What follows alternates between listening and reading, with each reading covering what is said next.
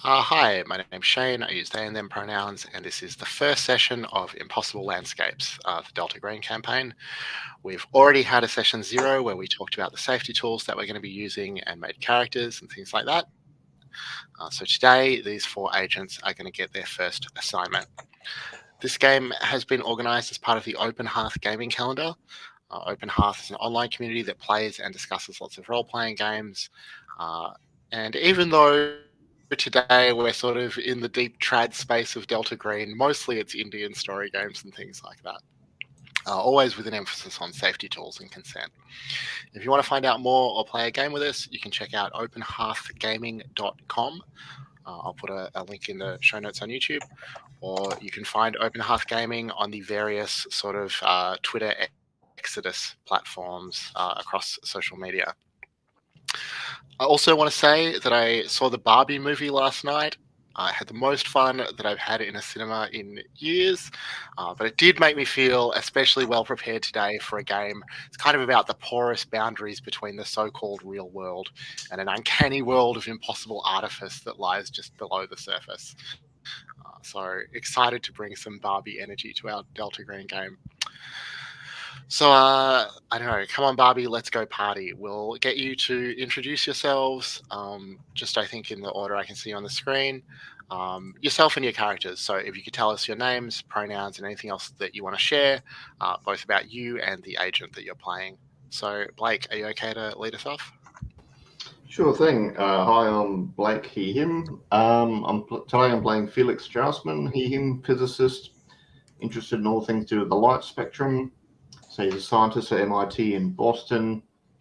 And yeah, they've all been called to New York for a secret mission to save the world, help the world, thwart evil. I don't know. Save the world is ambitious. We'll Yeah, see. he's he's been a geek all his life. That's what he does. All right. Thank you. Puckett? Hey there, I am Puckett. I use he, him pronouns. I am also really looking forward to seeing the Barbie movie whenever I get a chance to because it just looks awesome. And I also want to see Oppenheimer. So I'm very much with, I have a foot in both camps of wanting to see the 2 big movies that came out today.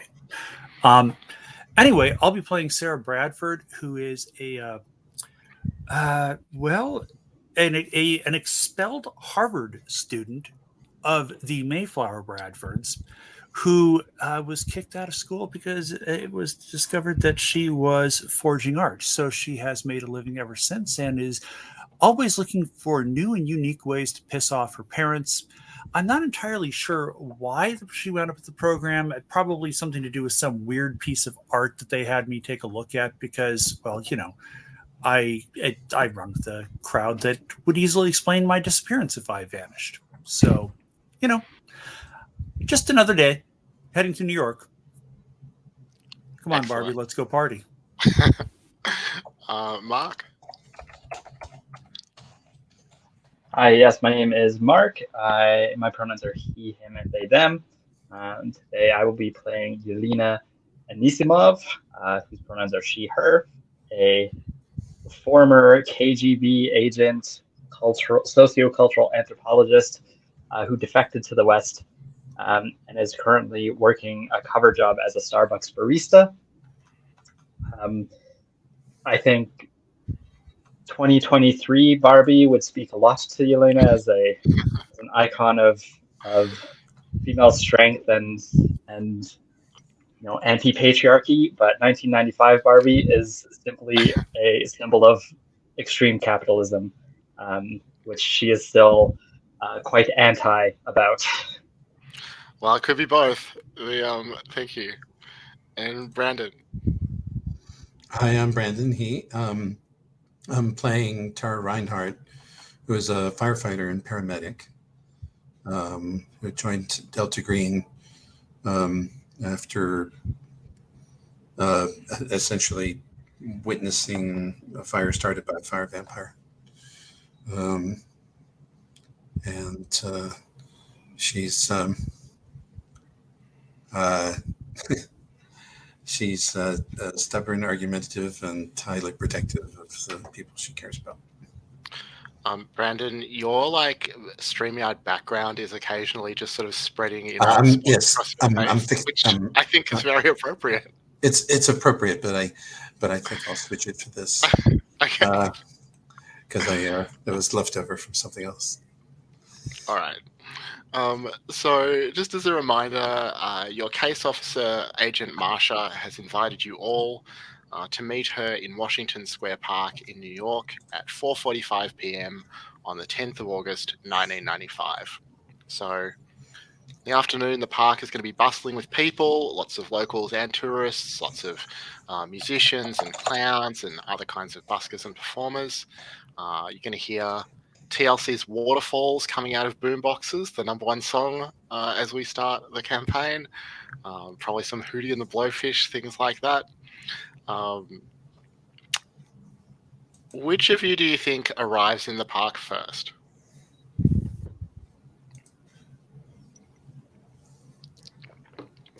Me, but I'm nervous as hell, and I'm sort of pacing and looking around, completely failing to relax and look cool and control.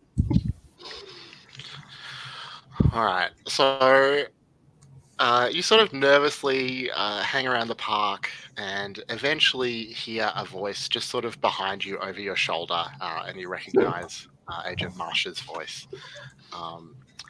She says, Felix, you're sticking out like a sore thumb. Try and have some composure. Agent Marsha is a sort of tall black woman with salt and pepper hair. She chain smokes cool cigarettes. You can see a portrait of her in the NPC tab if you want to take a look. She says, I suppose we should make small talk until the other agents get here.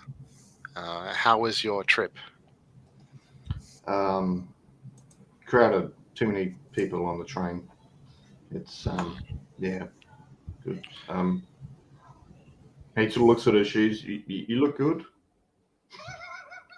All right, walk with me. She starts leading you across the park, and she says, it's probably customary in a situation like this to point out some local landmarks. You see there, she points to a tall tree. It's called Hangman's Elm, although no one was ever hanged from that tree, we think. Not truly a gallows. Only one documented hanging ever occurred in this park. But strangely, the witnesses could not agree exactly where the gallows had been set. And at this point, I think you arrive. So who's the next person that she collects?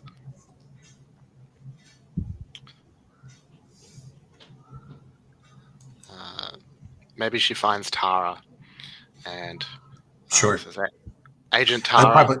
I'm probably hanging out in another part of the park because I got there early, but I'm not going to show up for a meeting early because who does that? Sure. So I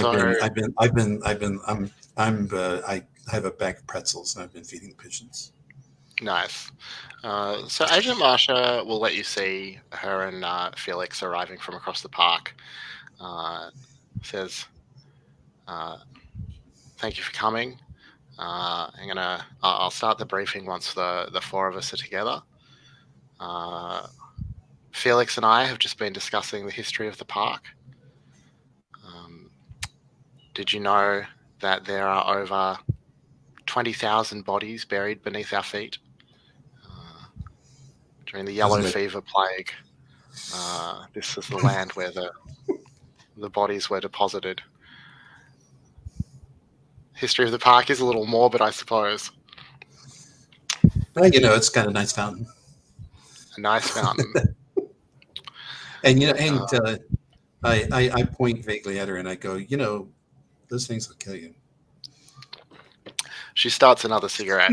She hasn't quite put out the last one yet. She says, well, we're all going to die. Yeah. You in a hurry? Well, I'll take what I can get. And then Tara bursts out laughing. She looks like she's thinking about it. So while this is happening, I think that Sarah and Yelena, who have worked together before, have probably run into each other. What sort of small talk do the two of you make as you wait for Agent Marsha? I mean, obviously, I offer you a cigarette. I think Yelena takes it and asks. I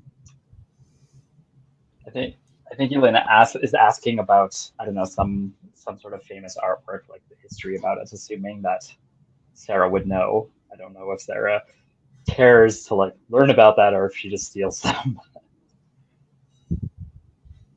I mean, it depends on the piece of artwork. It depends on whether it's worth forging. Abstract expressionism. I love abstract expressionism because it's so easy to forge.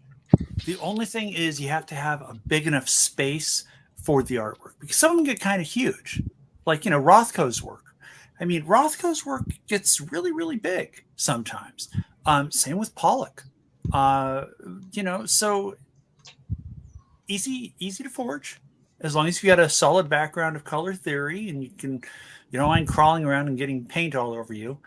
But some of like the smaller, older masterpieces, those are a little bit easier.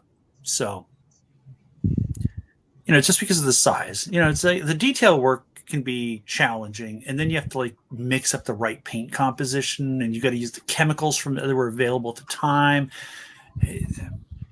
It gets a little thorny, but that's mostly on like the chemistry side of things in case somebody decides they want to have it checked by an expert.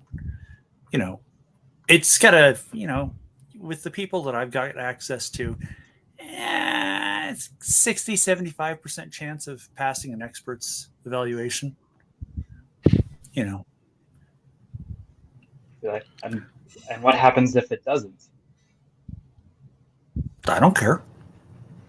My art dealer's on the hook. I use a go-between. I never sell directly. Are you kidding me? It's on him.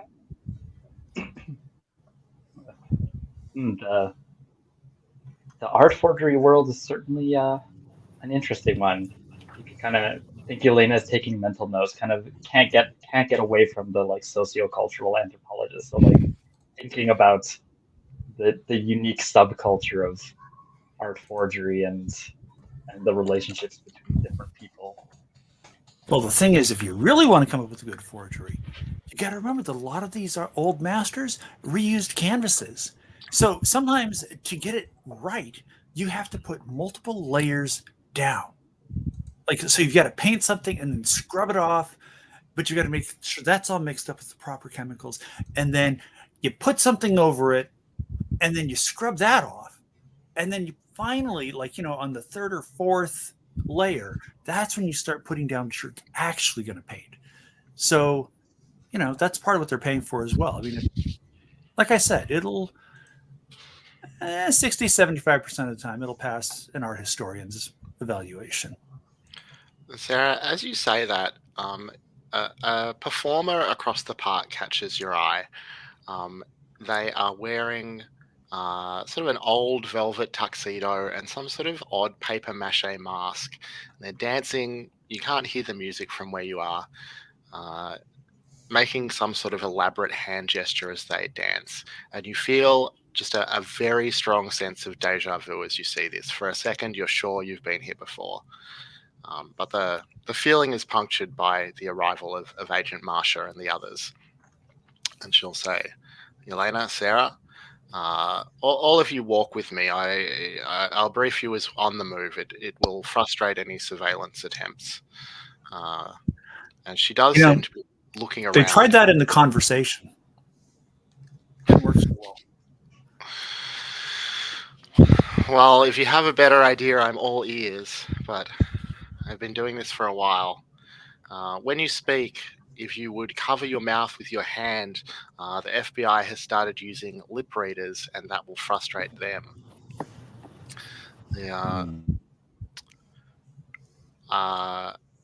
Thank you all for coming. I will get right to it. You have been granted clearance to assist the FBI in the collection and typing of evidence from a location of interest in a woman's disappearance. The missing woman's name is Abigail Wright. A friend of our program identified a symbol associated with demonology and the occult in Wright's apartment, and this leads, of course, to certain suspicions and concerns. Officially, as part of your cover, you are there to catalogue every item and paper in Wright's apartment for possible leads. Unofficially, you are to determine whether an unnatural influence is behind the disappearance, and if it is, to stop or destroy it. Do you understand your assignment? I do love a good cataloging. Excellent. So as you say that, Yelena, she'll hand you a briefcase and she'll say, everything that you need is in here.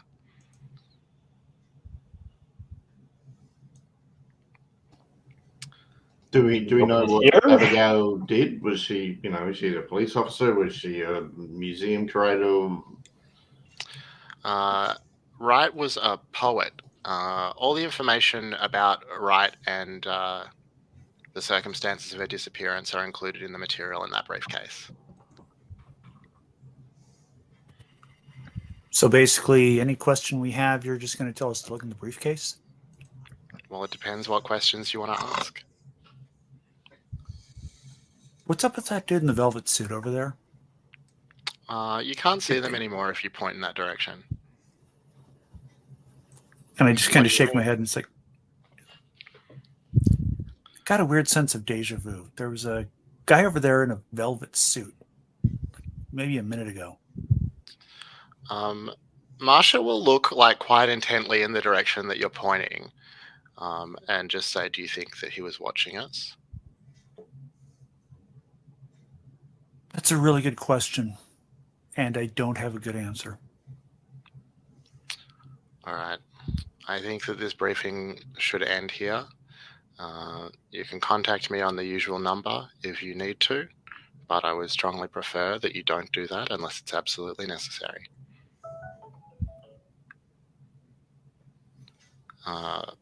Hotel accommodation has been booked in your name. The booking details are in the briefcase. I will leave you now. And unless anyone says anything to stop her, she's going to walk away. I'll say, don't go chasing waterfalls. Excellent advice, Mr. Straussman. Sorry, would she call you Mr. or is it Professor or Doctor? No, Mister's fine. Mr.'s fine. All right. And she vanishes into the crowds quite quickly. I pinch the bridge of my nose and say, that woman. I really miss having our heart-to-hearts with her.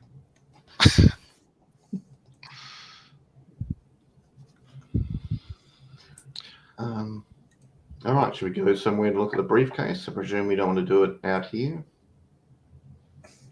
Yeah. Yeah. Maybe stop off and get some coffee on the way home. Please, not a Starbucks. This is New York. They're close your eyes, throw a rock, hit a coffee shop. Doesn't quite have the same feel as Boston, but not bad. So yeah, you absolutely, if that's what you want to do, can grab a coffee or a round of coffees on the way back to the apartments that she's booked for you. They're two twin rooms, so they're two rooms with a pair of single beds in each. And the bookings are for 2 nights, tonight and tomorrow. If you need accommodation beyond that, you'll need to arrange it yourselves, which is pretty typical for the operations you've been on.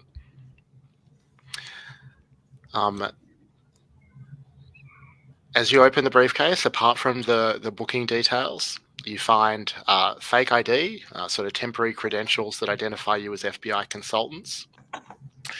There's an article about Wright's disappearance from the New York Post. That is, if you want to have a look in the handouts folder in the Google Drive, you can check the article. The address, of course, of Wright's apartment, which is in somewhere called the McAllister Building, quite close to where your hotel is. There's a set of police and FBI files on the disappearance. That's going to take some sort of leafing through. There's a set of keys to the McAllister Building and to Wright's apartment that have been stamped "Do Not Duplicate." A couple of photos of Abigail Wright, and the booking details for the hotel.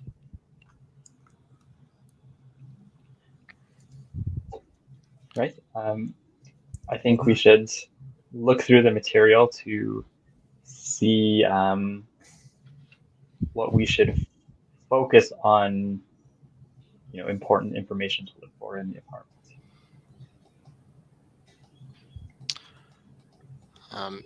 So does that mean there's really Sorry, go on. I totally there's really missed. only one clue as to why Delta Green's interested in this at all, right? Which is this collection of strange and disturbing collection of items. That's quite a that's quite a sentence, huh? I mean, unless she was like a serial killer aficionado, that's probably what we have to look at, right? So Agent Marsha mentioned specifically that there was an occult sign that was found in in her apartment. Is there photos of that or sketches of that or something we can look at?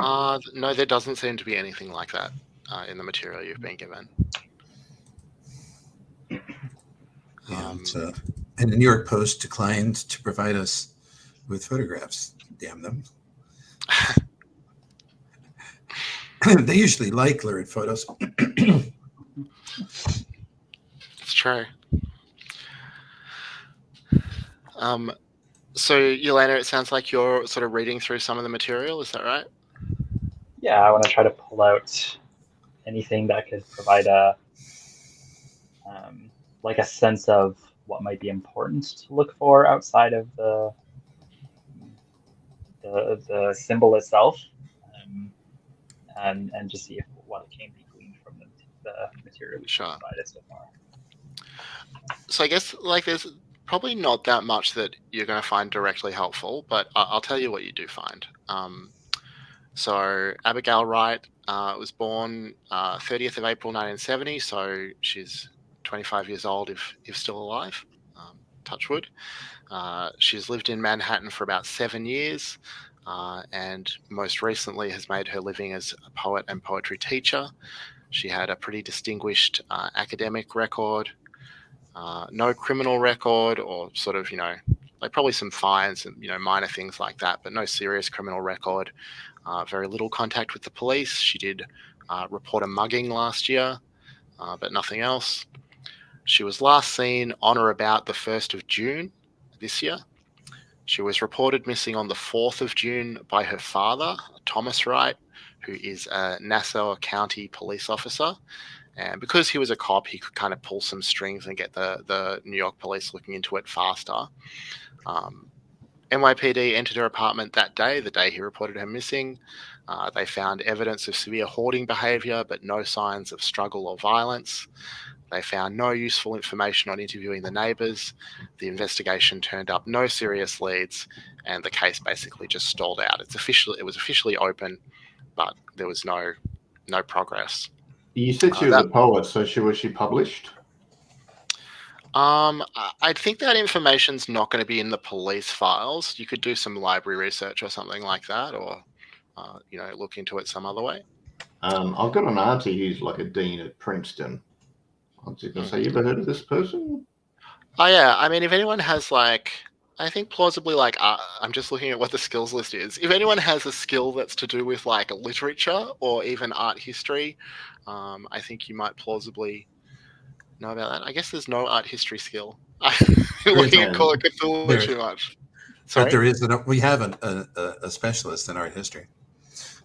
That's true. So I mean, I guess I'll ask Sarah, would you be familiar with the sort of New York art scene, or is that more sort of contemporary than the things that you're interested in? You put it in front of me and I can forge it as long as it's a painting. The one thing that I can tell you is that this whole poet thing, that's bullshit. No one makes a living as a poet, period, especially not in New York City. A poetry teacher, okay, but to have this place and all this stuff as a poet, that's well, maybe that's right. Could be family money, right? It could be, but her dad's a cop. Oh, that's true. So, I mean, one thing that will be in the police records is that the building where she lived is sort of subsidized accommodation that's provided for artists by a not-for-profit organization. so she wasn't paying full New York rent. The reason, the sort of path that got Delta Green involved is that on the 4th of August, Wright's credit card was used to purchase cigarettes in Maryland. And since it had crossed state lines, it became an FBI matter. FBI re-interviewed the neighbors. They found the same sort of lack of leads that the cops had. They also drew a dead end at the gas station where the card had been used. There's no surveillance camera. Nobody had any recollection of either who'd used the card or any recollection of a person matching Wright's description or photo. There was the signature on the credit card receipt was not in her handwriting. FBI concluded that her credit card had been stolen or something like that, and that it was a dead end. But the investigating agents did come across the occult symbol in the apartment that led to your involvement. I think we need to look at the apartment. Mm-hmm. So the occult symbol came after, like, it wasn't there when the NYPD initially investigated the apartment? Unknown. Oh. Nobody noticed it when the NYPD investigated, but it would have taken a fair level of specialist knowledge to recognize it as a meaningful symbol. Yeah, and they weren't going to toss the apartment for a missing persons case, right? So maybe it was behind something. Is there a sketch of this symbol in the briefcase? There's not.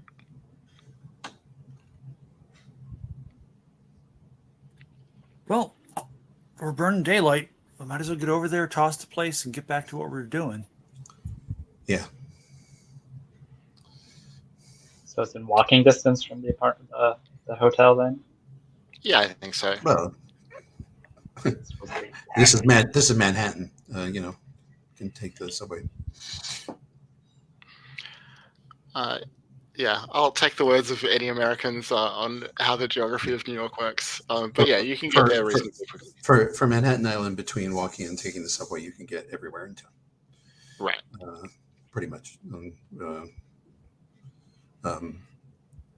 So you only have to take the taxi if you're in a real hurry, and there's not a lot of traffic. And I guess, like Sarah, with your knowledge of the art scene and things like that, I guess that New York art at this point in the mid-90s is kind of in pretty serious decline. There was a lot of money in the New York art scene in the late 80s, sort of very early 90s, but it's no longer the hot new thing. Investors and collectors are looking elsewhere, so that's kind of your impression of where the scene's at this point. Everything went downhill after Herring died, basically. Something like that, yeah. Yeah. So you head on over to the McAllister building. Yeah. It's on East 32nd Street. It's a kind of classic 3-story brownstone. The only thing that's distinctive about it from the outside is that it has gargoyles on the roof. They look quite finely made from where you are. And yeah, just like a standard apartment building style foyer with keyed access and an intercom to buzz up to the apartments. The key in the briefcase will open the foyer door for you. You see, like tenant mailboxes, some old junk mail scattered across the floor. And the foyer opens onto a sort of plush burgundy carpeted hallway. The apartment number you have for Abigail is on the first floor, so the ground floor. Are you heading right there? It'd be worthwhile to check her mailbox.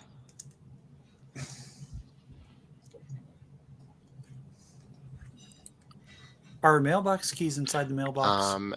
Sure. Okay. Okay, in the briefcase.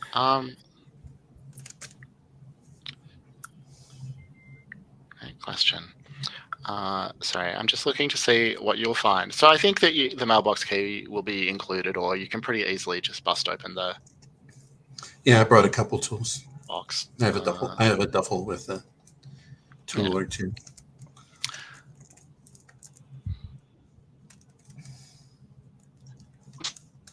And being, I'm frozen. Sorry to hear it.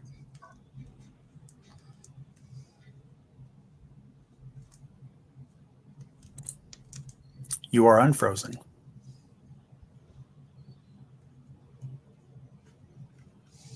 Or maybe not. I hear you. But Give me a minute, they'll come back. Yeah, okay. You know, the great thing about StreamYard is that it keeps recording even when the host drops out. And it keeps the session open even when the host drops out. Yeah. Mhm.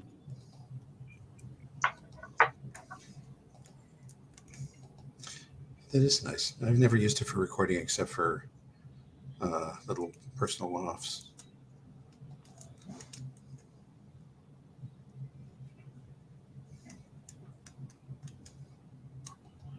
I've not recorded anything ever. So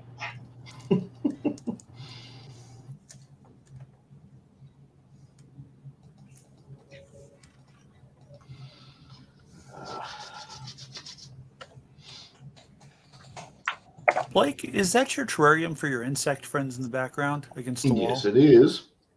Awesome. Is that where the leaf bugs are? Yeah, I'll bring one over. Hang on. Okay.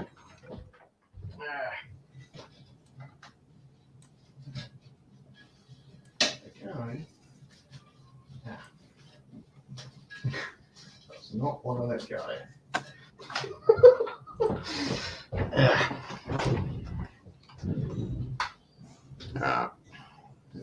Oh, that is the awesome. So this is a 18-month-old leaf insect. Hold it. Wow. Right. Wow. I did not know they were that big. Yeah. Oh, they get bigger, but they kind of get slower as they get bigger. Yeah. Fantastic. This is, it's not a stinger, it's an ovipositor or egg tube. And yeah, they're harmless. They eat acacia and eucalyptus leaves. Make no noise whatsoever. We've got about 8 in that tank and about 12 in the one upstairs. wow. Yeah, just give them some gum leaves a couple of times a week and that's it. Wow. What's cool is when they're small, they're like a centimeter long and you can't feel them. They weigh so little, you can see them running around on your hand, but you can't feel them because they don't weigh anything. Right. And how much does it weigh now? This is, I don't know, very little. This is, I don't know, 1/10 of a kilo. There's very little to Okay. it. All right, I was just entertaining them, Shane. Great. Thank you for taking care. Sorry about that.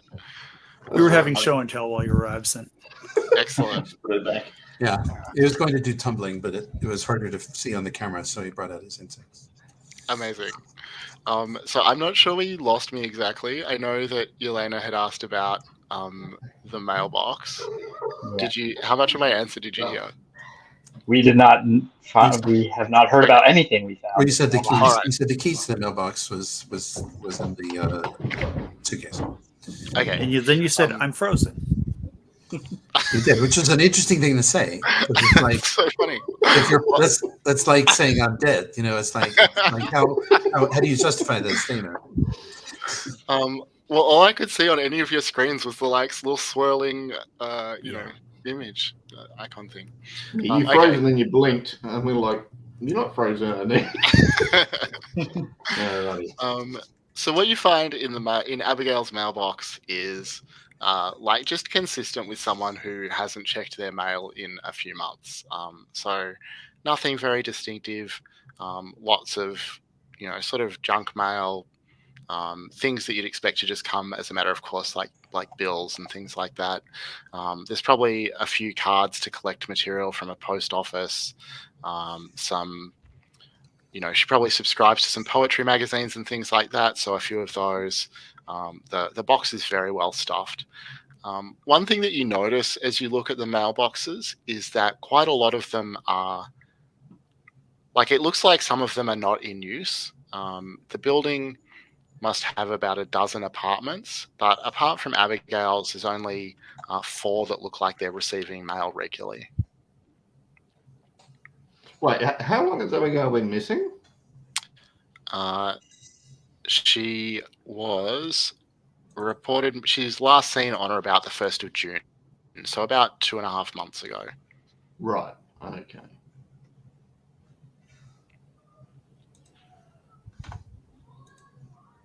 I'm gonna take the mail out of her mailbox and bring it with us to the apartment. All right. Is it anything else anyone wants to do before you get to the apartment or instead of going to the apartment? Just does it seem strange to anyone else that we're getting this like 2.5 months after she disappeared? I mean, they would have seen the occult sign when they went into the apartment the first time, right? Yeah, well, the FBI didn't get involved until that credit card in Maryland, right? Which was 4 days after, like she went missing on June 1st, or she was last seen on June 1st. Oh, that was just on June the 5th? Okay. That was on June the 4th. Oh, okay. So, same time as the article. Yeah. Yeah, that's So- it's kind of strange. Maybe This I is don't know. supposed to be. This Yeah, is but- subsidized housing, and like there's only 4 apartments full. Blake, can you hear me? Yeah. well, Yeah. actually, Because everyone else is frozen for me, but I can see you moving. I can hear you. Oh. I can hear. Oh, Oh, there he goes again. I think Shane's having connectivity issues today.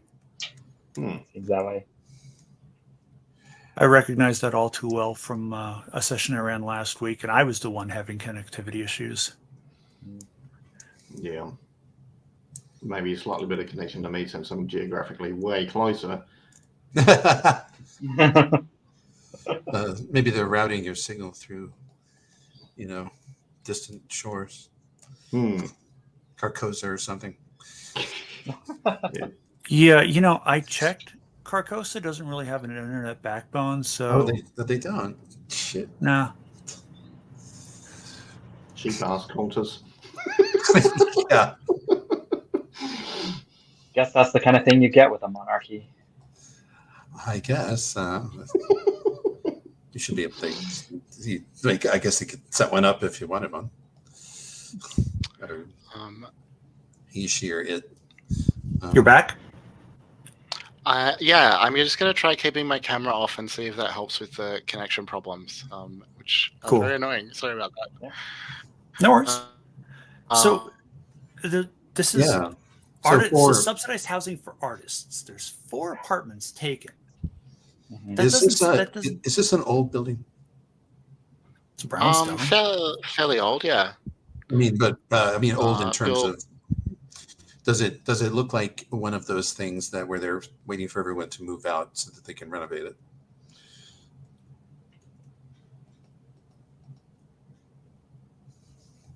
That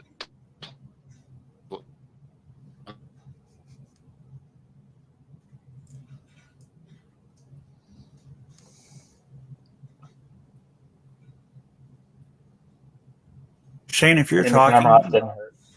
yeah, if you're talking, we can't hear you.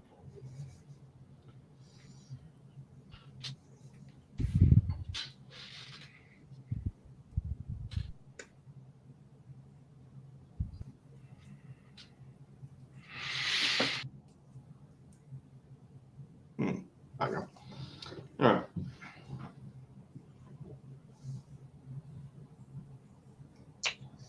We pause for this brief commercial message. Well, yeah. I mean, if someone wants to make a cup of tea or whatever, go for it. Gotta wait a sec anyway. I mean, that's why I have electric kettles, right? So you can make a cup of tea in a time span like this. Yeah. Mm-hmm. I have a fine beverage from your country. Sorry, there you go, Brett. Yes. The most erudite of soft drinks. The funny thing is there's so many knockoffs of Dr. Pepper.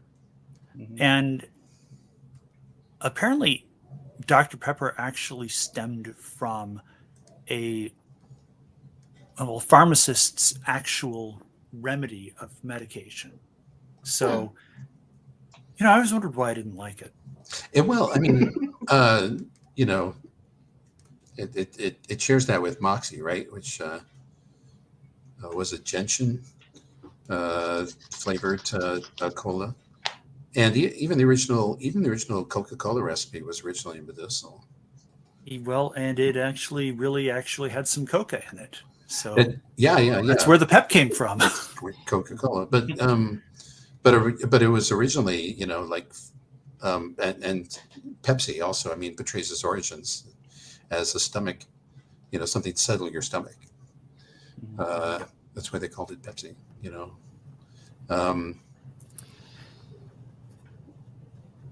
For dyspepsis. Yeah, absolutely. Same roots. Yeah. It's weird. I don't like sodas that taste like medicine, and yet I absolutely love birch beer. Well, I like birch James beer. just emailed she said, let's take a 10-minute break and I'll figure out what's going on with my connection. Touchwood will be back at 22 past the hour. Okay. Okay. Works for me. See you all then. Welcome back. Thank you. Touch wood. It's going to be okay from here. Jolly good. These things happen. It's all good. Yeah, we're just talking about soft drinks and stuff, and then I read out your email, so they're like, cool, and they all went to grab a coffee. Great. It's all good. Oh, you're back.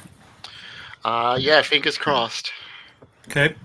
Well, I knocked on wood for you very lightly, so I didn't disturb the cat. But still, it counts. Yeah, absolutely. It's funny with pets. I was watching Netflix Teen Titans last night. I watched 6 episodes in a row, and my cat sat next to me the whole time, watching with me. Yeah, my cat is taken to watching professional wrestling. Does the cat have any favorite wrestlers? I think the cat. I think he just likes the motion. My old cat, on the other hand, like when I was playing a Spider-Man on the PlayStation, he would. I've got this big Armor Entertainment Center, and he would literally hang his head over the edge of this, like 6.5 feet up, craning his head backward to watch Spider-Man. And I'm like, no, kid, this is exactly the wrong game for you to be watching. All right, so I'm back. Hopefully, I've figured out a solution, and the internet will sustain for the rest of the session. I think when I dropped out, you were talking about some concerns about the story that had been given to you. Is that fair to say? Yeah, like why there's such a delay before we got it. Yeah. So I mean the mail. Yeah. So the story, which you are welcome to accept or question, is that the NYPD just sort of marked it off as a routine missing persons case. Nobody involved had the skills to recognize an occult symbol or anything like that. But once the FBI got involved, which was because the case had crossed a state line, a Delta Green friendly was able to recognize the symbol, and that's why you were called in so much later than her disappearance.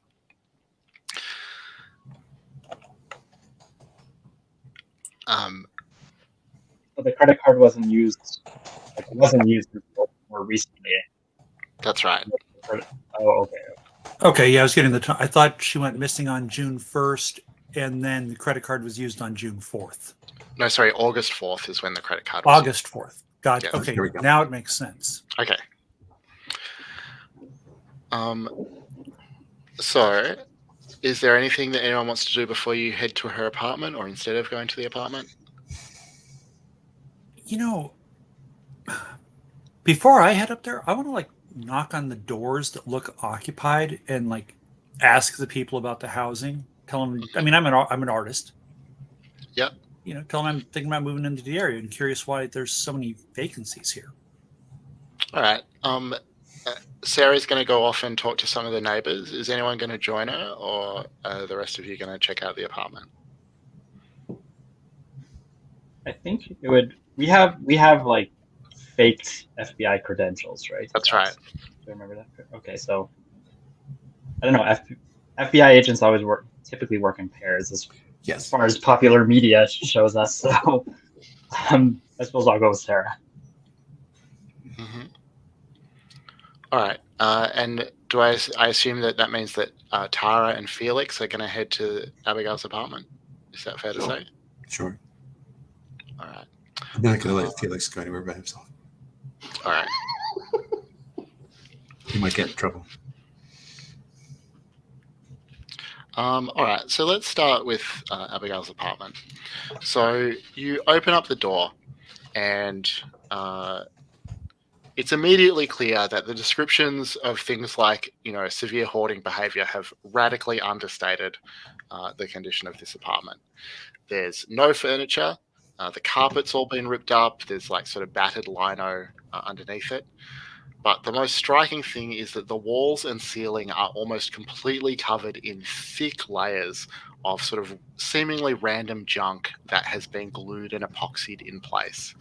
So as you sort of glance around, just at the barest glance, you're seeing there are things like books, board games, cheap plastic kitchenware. There are dolls, padlocks and keys, some sort of medium-sized potted plants that have withered and died where they've been set.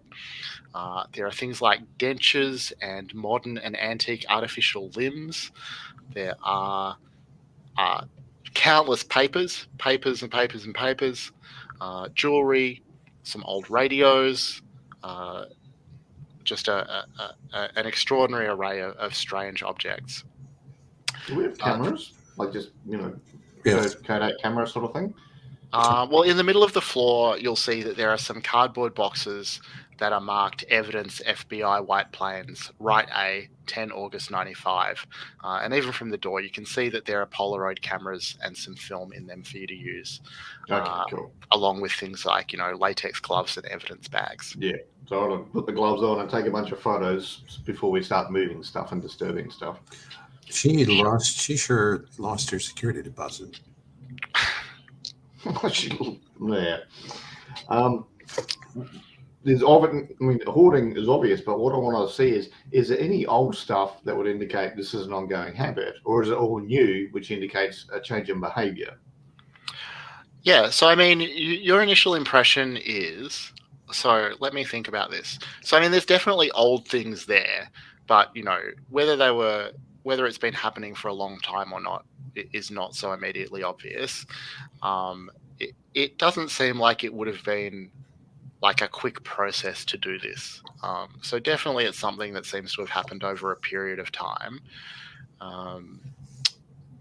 I don't think there's anything about the objects themselves that would tell you how long it would have taken. There's like writing and stuff on the walls. Is it just her own words? Is it like her own poems regurgitated, or is it stuff from other people's writing? At a quick glance, it's definitely not all hers. There's papers in all kinds of different languages. You're not really sure if Abigail may have spoken other languages, but certainly not the dozens and dozens of different languages that you can see here. Yeah, so she's drawing stuff from other places. Okay. In terms of where her head's at. Just taking pictures here. Mm-hmm. And poking around into places that, that may not have been heavily scrutinized in the first place. Mm-hmm. They probably, I'm used to looking under sinks and, mm-hmm. behind things and stuff like that because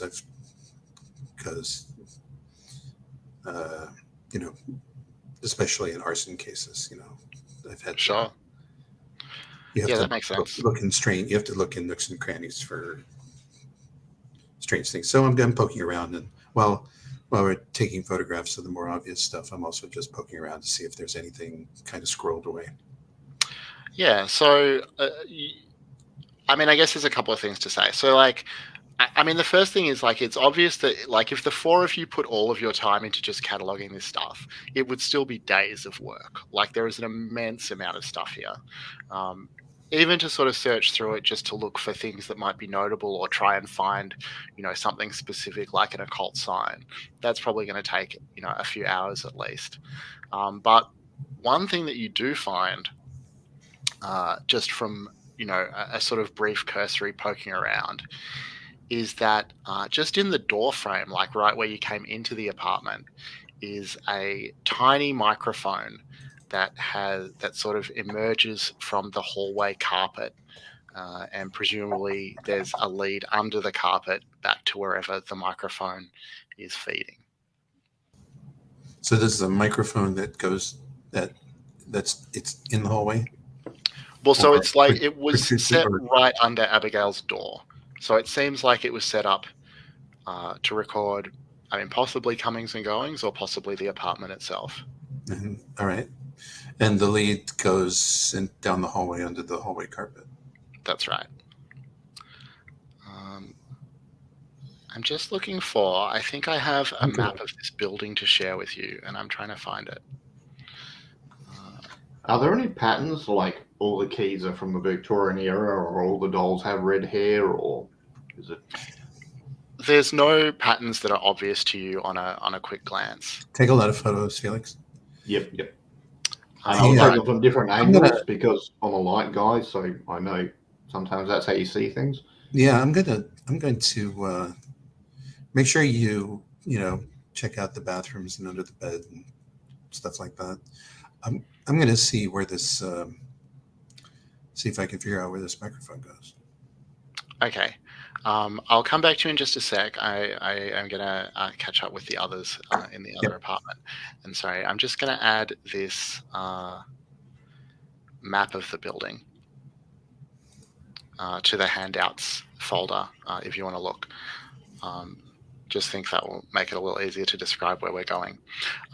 So Sarah and Yelena, there are, just from what you can tell, there are probably 2 other apartments on the ground floor apart from Abby's that are occupied. Well, actually, the map I've uploaded tells you the name of the tenants, which I've changed slightly in my notes anyway. But so there's one that's sort of in the northwest and one in the southwest. Whose door do you want to knock on? Elena, first of all, don't pull your FBI ID. I'm an artist. You're my partner. We're just looking around, And when I say partner, I mean let's act like we're a couple, like in a relationship, because I need, I'm going to NYU for post-grad work and blah, blah, blah. We heard about this place. Okay. Good enough cover story for you? Gotcha. I am curious. How does Yelena react to the whole, just we're partners, romantic, etc. Since you've got a crush on me. Yeah, I think definitely no. One of Yelena's motivations is don't ever let them see that you flinch. So I think she keeps it cool, keeps it collected. Although internally, there's some roiling going on. Gotcha. And then which of the apartments do you want to hit first? Well, I think, so I'm just taking a look. I wonder if I don't suppose we have lines of communication between all of us if we get separated, or do we? I think in 1995 you don't have anything like that. Do we have phones? Okay. We have cell No phones. ears. It's plausible that you have sort of bulky, old-fashioned cell phones. Yeah. Yeah. Gotcha. Okay. In that case, I'm thinking who would probably have the biggest likelihood of seeing Abigail in. Let's just start with Roger. All right. So I've made some changes in my notes. So we're going to say that the name is Renee. So Renee. All right. You head to the southwest apartment. knock on the door. A middle-aged white woman with sort of unassuming and mismatched thrift store clothes and scuffed loafers opens the door. Hello, can I help you? Yeah, my name's Sarah. I'm starting post-grad work at NYU, and I heard that this is a good building for artists to live in, but it's empty. Well, yeah, I guess that's true. There's a lot of vacant units. Um, what are you studying? Oh, look, it's really kind of embarrassing, but I'm studying pop art. Like Warhol soup cans, Liechtenstein's, comic art. Just, I'd rather be studying old master stuff, but unfortunately, it's just not in vogue. And yeah, there's not a lot of interest in grants for people doing work like that right now. So, I mean, now that the door's been open for a minute, you're kind of getting this waft of like the bad smell of the inside of the apartment. It smells like, liquor and sweat, although she doesn't particularly seem drunk or anything like that. She says, "Yeah, I mean, if you're interested in the building, it's run by a company called ArtLife. I think I have a phone number for the administrator." Okay. This is a huge imposition, but my partner and I we're curious about the building. Is there any chance you could let us see what the layout is?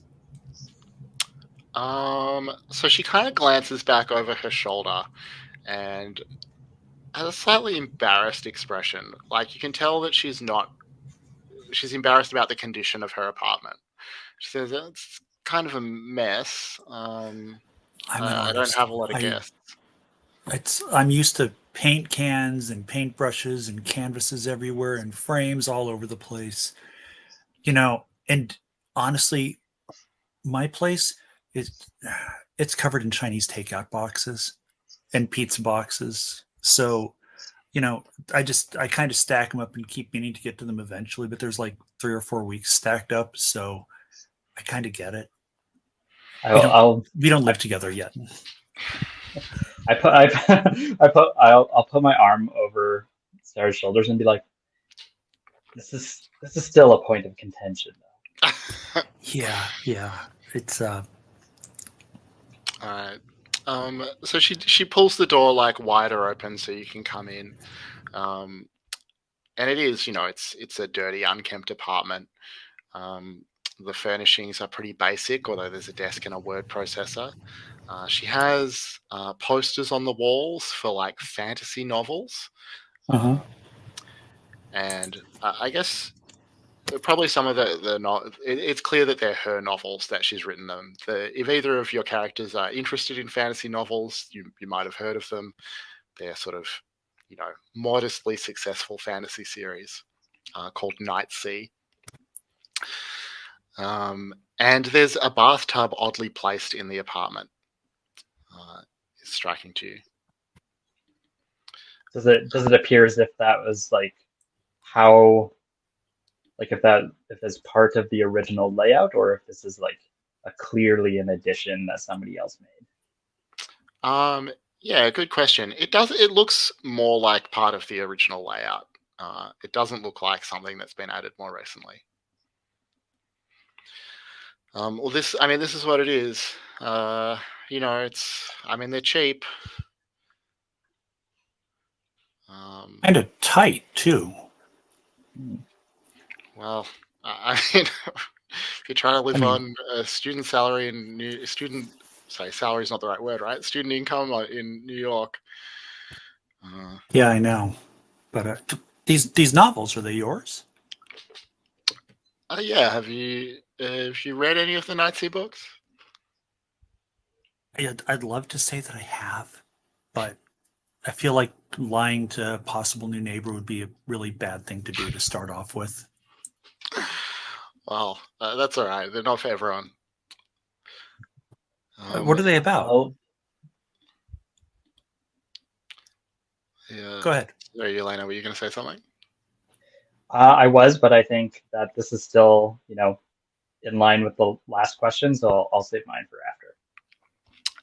So she's going to say, like, look, I'd love to help, but I really need to get back to work. I'm like late for some deadlines. My agent's already mad at me. You can pick up the books, any bookshop if you're interested. I'll just be like, one last question, and are the bathtubs not in the bathroom in all of the units? Well, I mean, I haven't seen all of the units, but yeah, I think this was the style when the building was made. Just plug it in like wherever's most convenient for the plumbing, without much regard for, where a person would want to have a bath.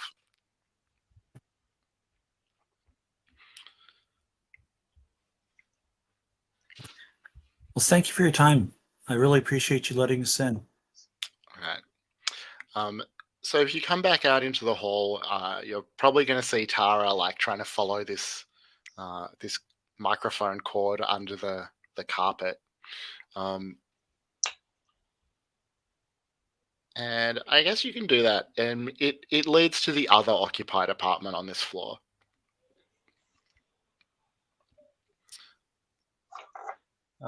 Maybe like probably not knowing what Tara is doing. Like, Tara, I thought you and Felix were checking out the other apartments.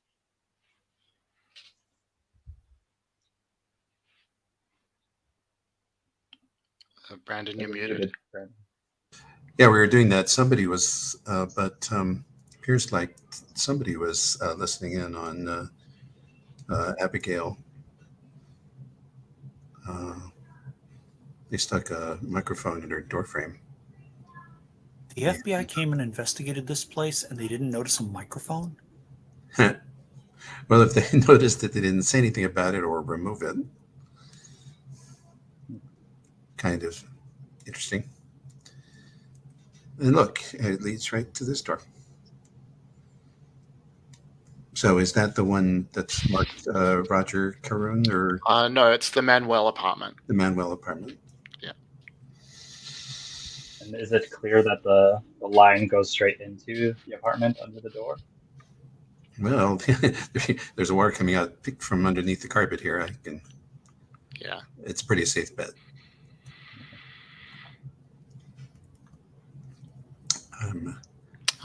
No wiretapping expert, but neither was the person who put this thing down. Like, certainly wouldn't live up to KGB standards. You wouldn't use a wired mic, right? Or do you? I don't know. Like, certainly not this shoddy placement. But it's interesting. It means that somebody, this Thomas Manuels might know something. Shane, do we know, was this person also was a resident of this place when Abigail was disappeared? I don't think you have any information about who was here a couple of months ago, but Okay. I mean, you don't have the impression that the apartments are turning over super often. Okay. How should we play this? I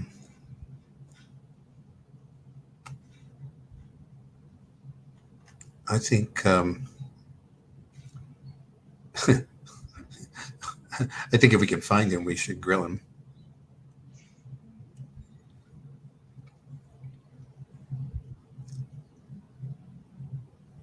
That's an English idiom, right? We're not talking about cannibalism.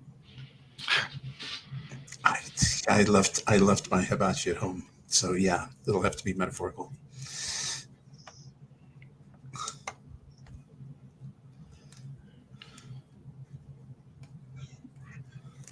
All right. I think certainly we should. Any of us particularly? Well, I'm just thinking because the apartment is like right across from Renee. And since Sarah and Yelena already played a not being FBI agent's card, if Renee is like listening in or what have you, it would just be really suspicious if suddenly If they compare notes, which would be kind of weird. we don't know what's going on here. I don't, but I want one of you to help me because I don't interrogate people for a living. Not me, not that you do either, but you guys, you're better with your better probably at telling if somebody's lying than I am. I figure that's got to be Elena. Yeah, come on, Lena, help me while Sarah goes and checks out Abigail's apartment, which is something.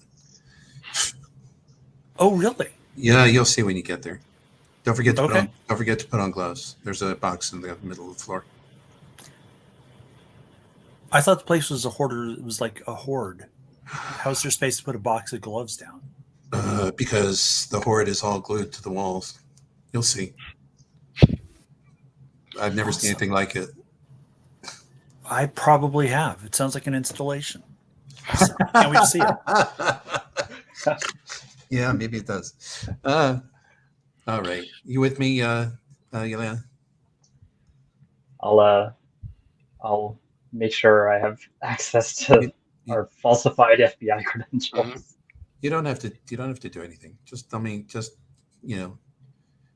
nudge me if we even find the guy. Nudge me if he lies. I'll bang on his door. All right. So he'll open the door. And look at you both. Hello. Yes, you, Thomas Manuels. I am, and you see that he's Hispanic guy in his 30s, has a streak of white in his dark hair. Looks curious. What's this about? Mr. Manuels, I'm Special Agent Wilson. I'd like to ask you a few questions, if you don't mind. What's this regarding? This is regarding the disappearance of your neighbor. These are probably not questions that you want me to be asking in the hallway. Actually, I think that as soon as you say disappearance of your neighbor, he kind of visibly brightens and he says, "Oh, yeah, of course, I'm happy to help. Come in," and opens the door and ushers you into his apartment. And your impression here, I mean, especially for Tara, who's just come from Abigail's apartment, is how austere it is in here. There's no art, books, videos, just the most basic furniture. Some quite, I guess you probably don't know, but it looks like pretty high quality stereo equipment to you. But very basic furnishings and no decoration or art materials that you can see. Look, I already told the cops and the FBI everything I know, but I really hope she's okay. We hope so too, but we have reason to believe that you didn't tell them everything. That's why I'm here. Sorry, I'm not sure what you mean. So I'm just want to interrupt for a second. As we enter the apartment, I'm gonna try to get a glance to see if I can notice where the line goes. Yeah, I think that you'll sort of identify that it trails, it emerges from under the carpet in a corner and seems to feed into a plant pot. You might conclude that there's some sort of like compartment in the base of the plant pot, like hidden or something like that.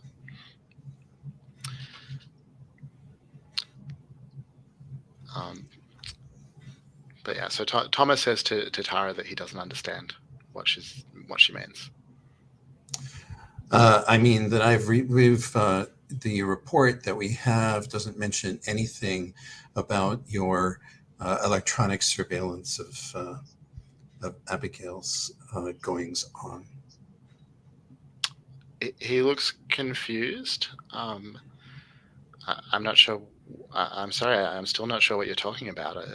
Electronic surveillance. Come here. He'll follow you. I have to tell you, this is not helping your particular case any. All right. You see this? So I assume that you're showing him the microphone.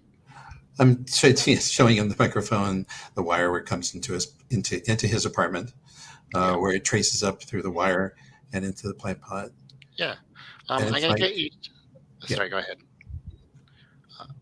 I'm going to get you to make a human check, which is human intelligence. Yes.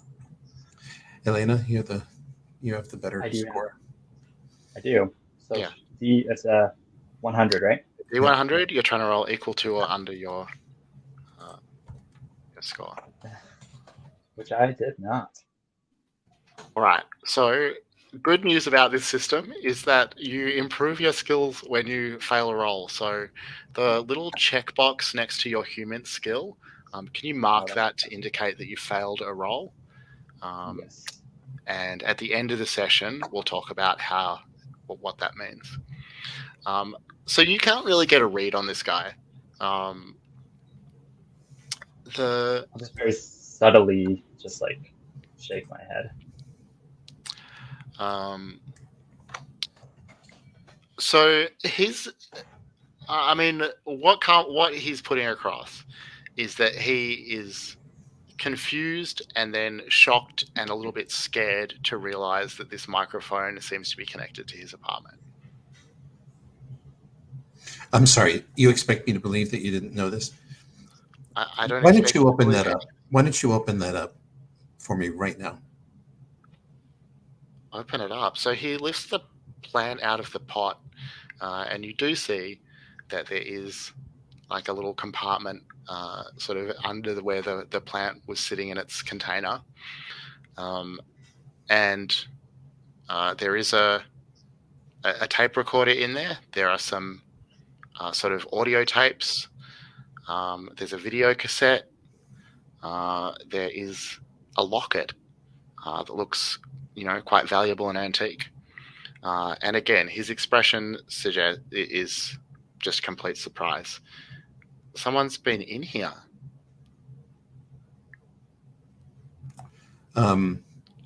So I pick up these things and I have gloves on. Mm-hmm. Because we're looking at the other room, and I'm saying, you expect me to believe that these don't belong to you? I've never seen those things before. If we took them and fingerprinted them, they wouldn't have your fingerprints on them? Definitely not.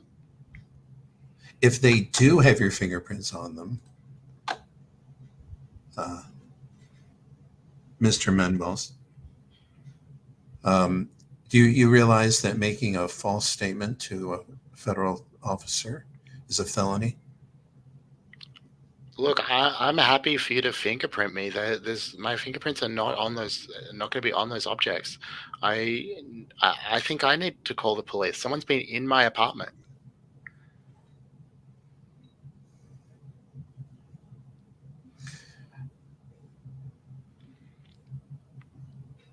I think I'm going to jump in here.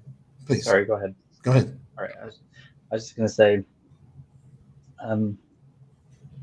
Mr. Manuels, you visibly lightened and showed some inappropriate emotion when we told you that we were asking questions about this disappearance. I think he'll give a defensive sort of shrug at that and say, I don't think it was inappropriate. Abby is a friend of mine. I really want to find out what happened to her and make sure that she's okay. Had you ever been inside her apartment? Oh, yeah, sure. Plenty of times. Recently? Well, not since... not since her disappearance, but recently before then? Sure. I must have been in there within a fortnight before she disappeared. Was there anything unusual about it? What do you mean unusual? Was there anything that you wouldn't expect to see in an ordinary apartment? No, nothing I can think of.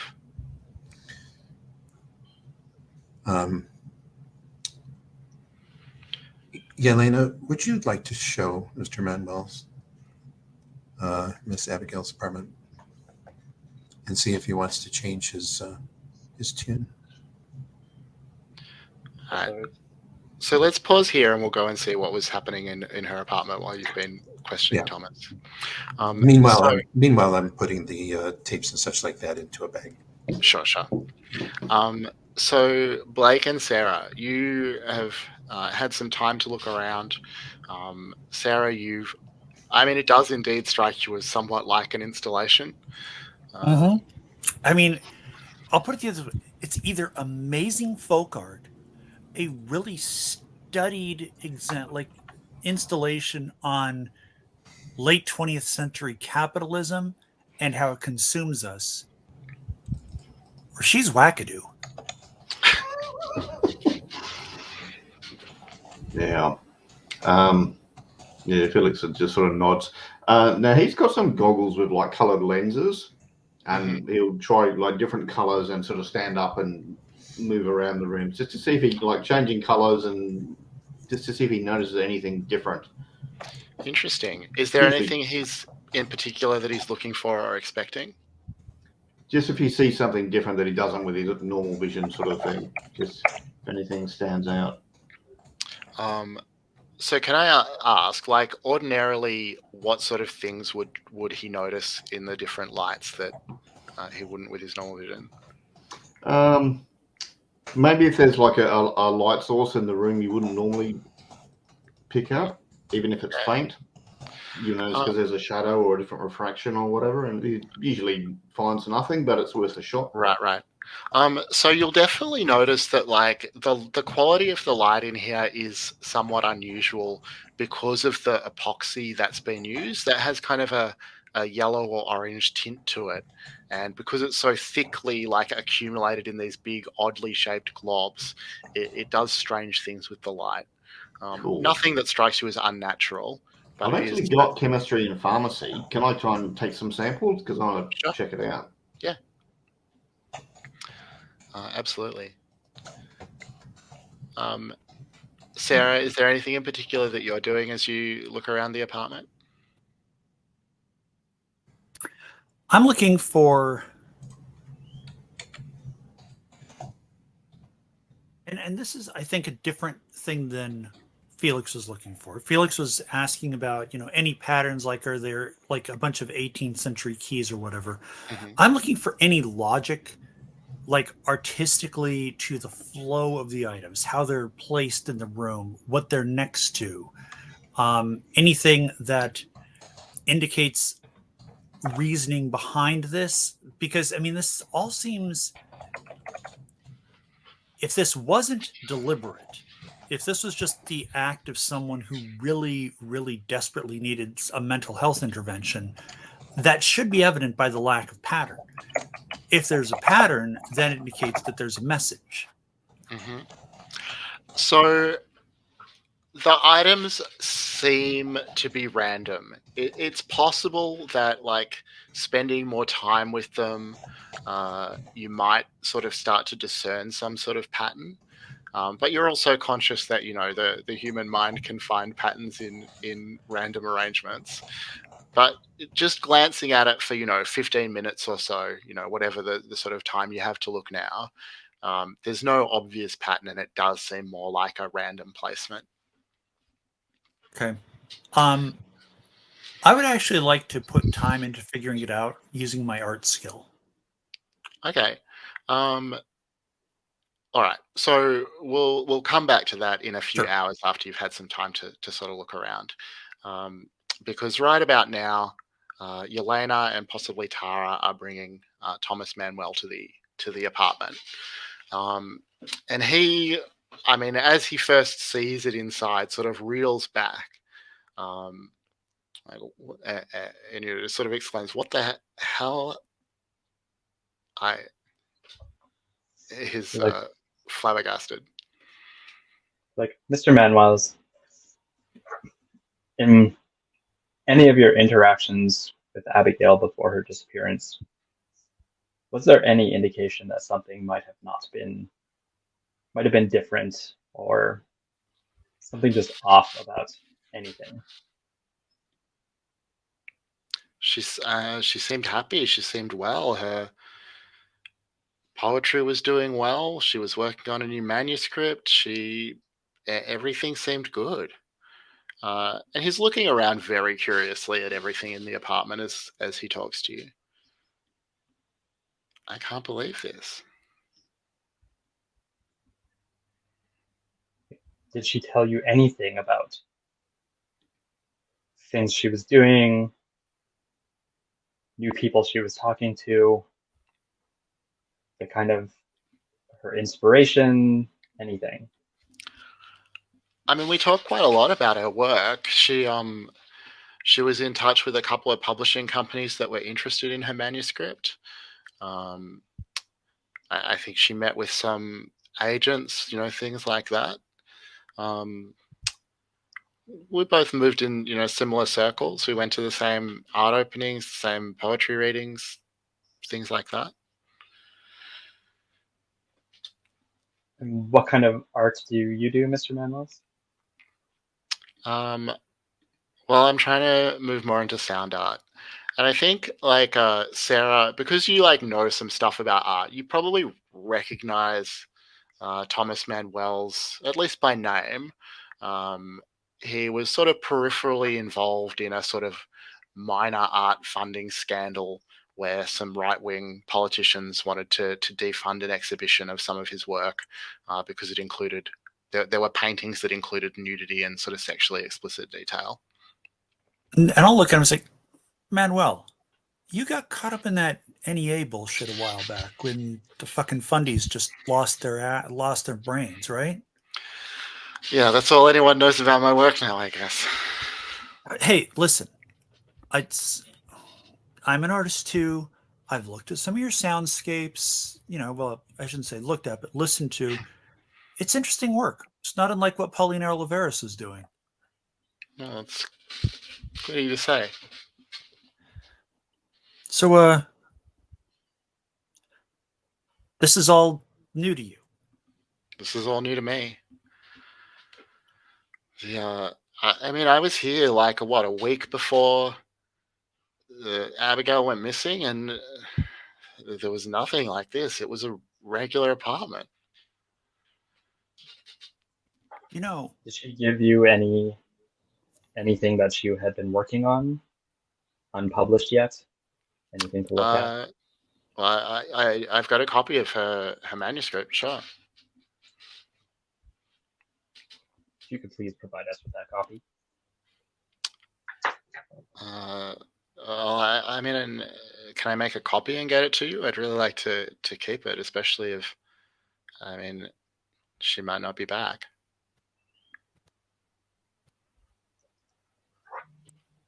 I'll kind of look around and be like, objections. I mean, I'd kind of want to take a look at it first just to see what's in it, but sure. And also, is there any chance that you could stay and help me look at this, because I'm looking for patterns, for some kind of message, for some sort of artistic intent behind all of this. Your eyes might be able to help us out from a different perspective, from a different, practice area. I mean, I'll try, sure. You want me to go? I'll go grab that manuscript for you to take a look at as well.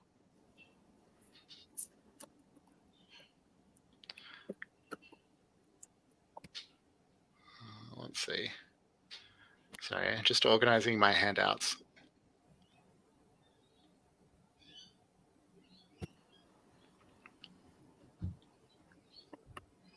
Don't have to go into detail, but does it look like she was showering often, or bathing often, or is there a lack of bath use? If there was a bathtub here, it's gone. Hmm. All right. So there's a Google Doc headed unpublished manuscripts in the handout. If you want to take a look at that. So he goes back to his apartment. He gets you a copy of the manuscript. He brings it back and says, again, I'd like to make a copy before you take it away, if that's all right.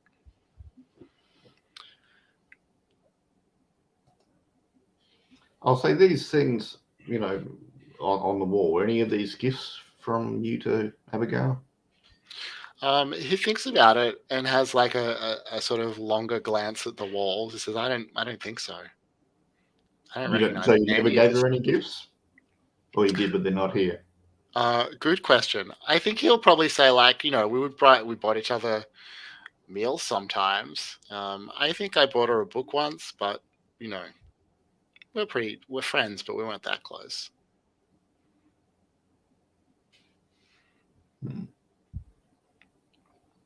Did she ever mention like these keys or these dolls in your chats together? No, nothing like this. Where did she even get this stuff? How did she Well, get this stuff in here without anyone noticing? We were hoping you could tell us. Yeah, I bet.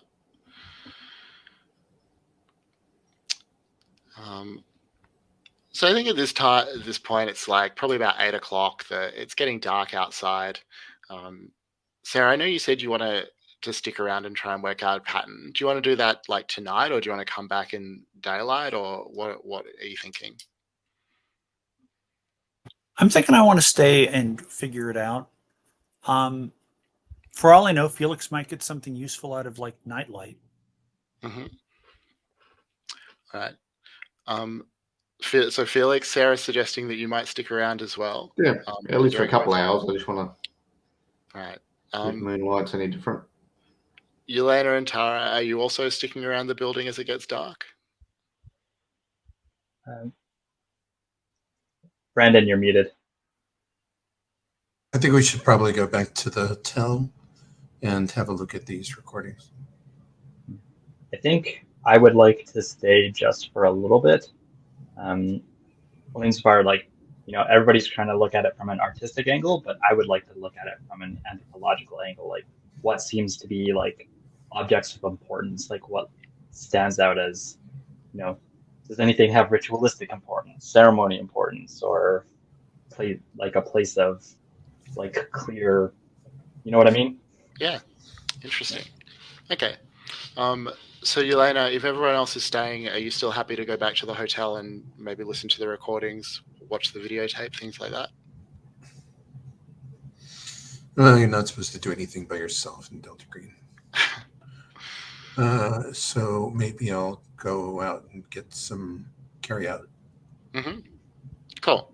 And bring it back so that, and then I can set the video player up in the bedroom or something and watch things there while people are poking over the artifacts. Okay, that sounds cool.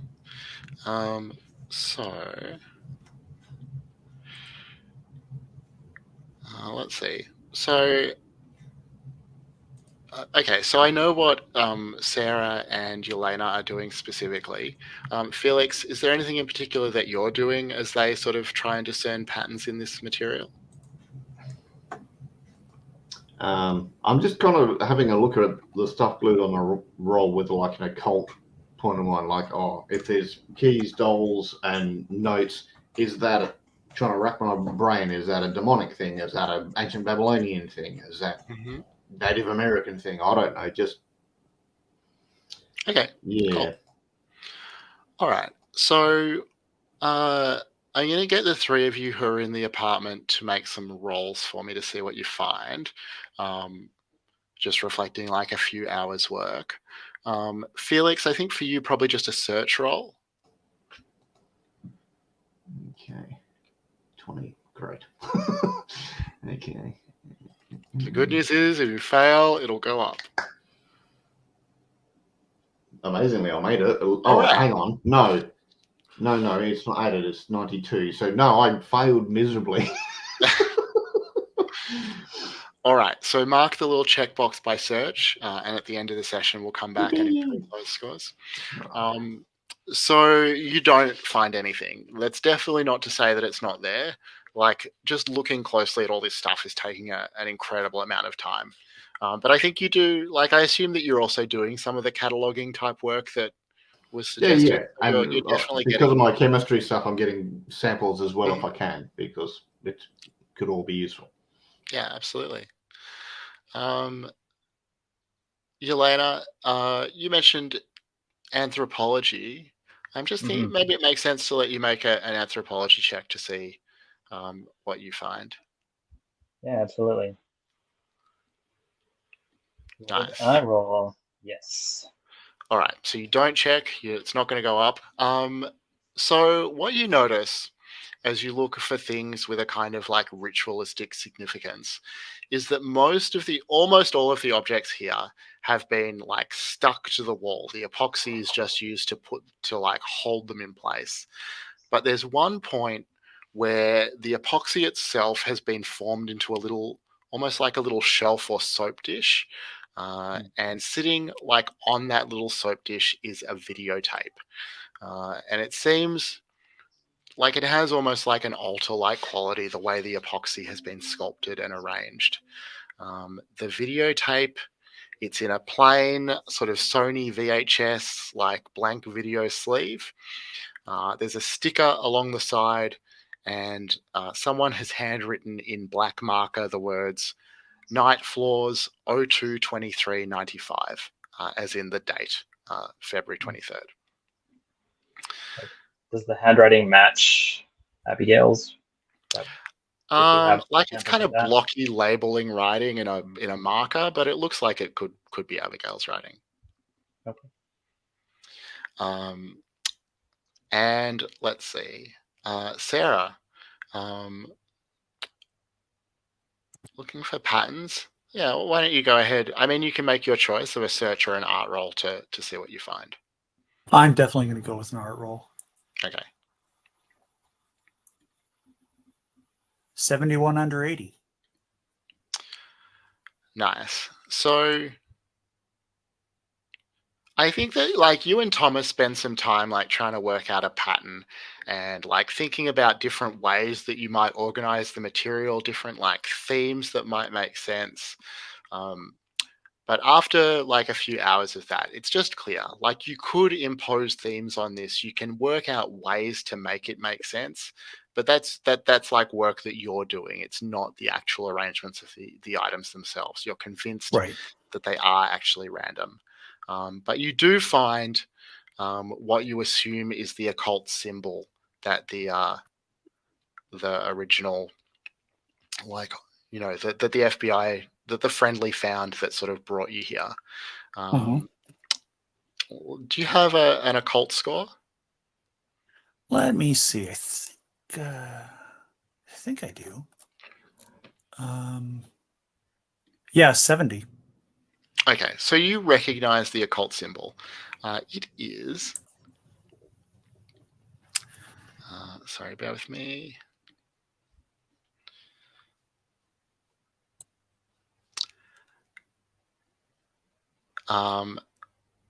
So it is from a like classic demonological text called, I don't know how to pronounce this, I'm going to say the Ars Goetia, a Latin title.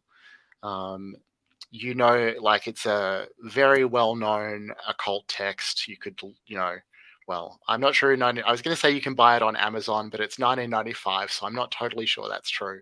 But you could definitely buy it at like any sort of, yeah, that's the spelling. Any sort of New Age bookstore or anything like that. It's not like secret knowledge, is what I'm saying. The symbol specifically is the mark of Person, a demon who, I mean, was 70 in a cult. You know, Person was described as a great king of hell. You don't remember the details beyond that, but again, you could probably find it pretty easily online or by, you know, going to a bookstore or something like that. So I'm curious here, since I have that 70 in occult. I know that the most famous work on this is the Lesser Key of Solomon, which talks about summoning Dagosha. So Does it seem this is part of the Lesser Key of Solomon. okay? At this point, I think I'm going to say, Thomas, you've been a great help. All of this is just starting to look weird, and I think we're just putting our own meaning onto stuff. So you've been amazing, and listen, I don't know if you use this thing called the internet or not, but like if you're ever doing something down up in Boston, just send me an email, an electronic mail, and I'll show up and I'll yeah. Artists got to support each other, right? That's very good of you. He heads back to his apartment. I've added an image of the seal in the handouts folder if anyone wants to take a look at it. It's called 80 the Seal. And Tara, like while all this has been happening, you've come back with takeout. Everyone's had a chance to eat and things like that while they look around. Is there anything that you're doing as you get back to the apartment while everyone else is looking around? Are you muted again?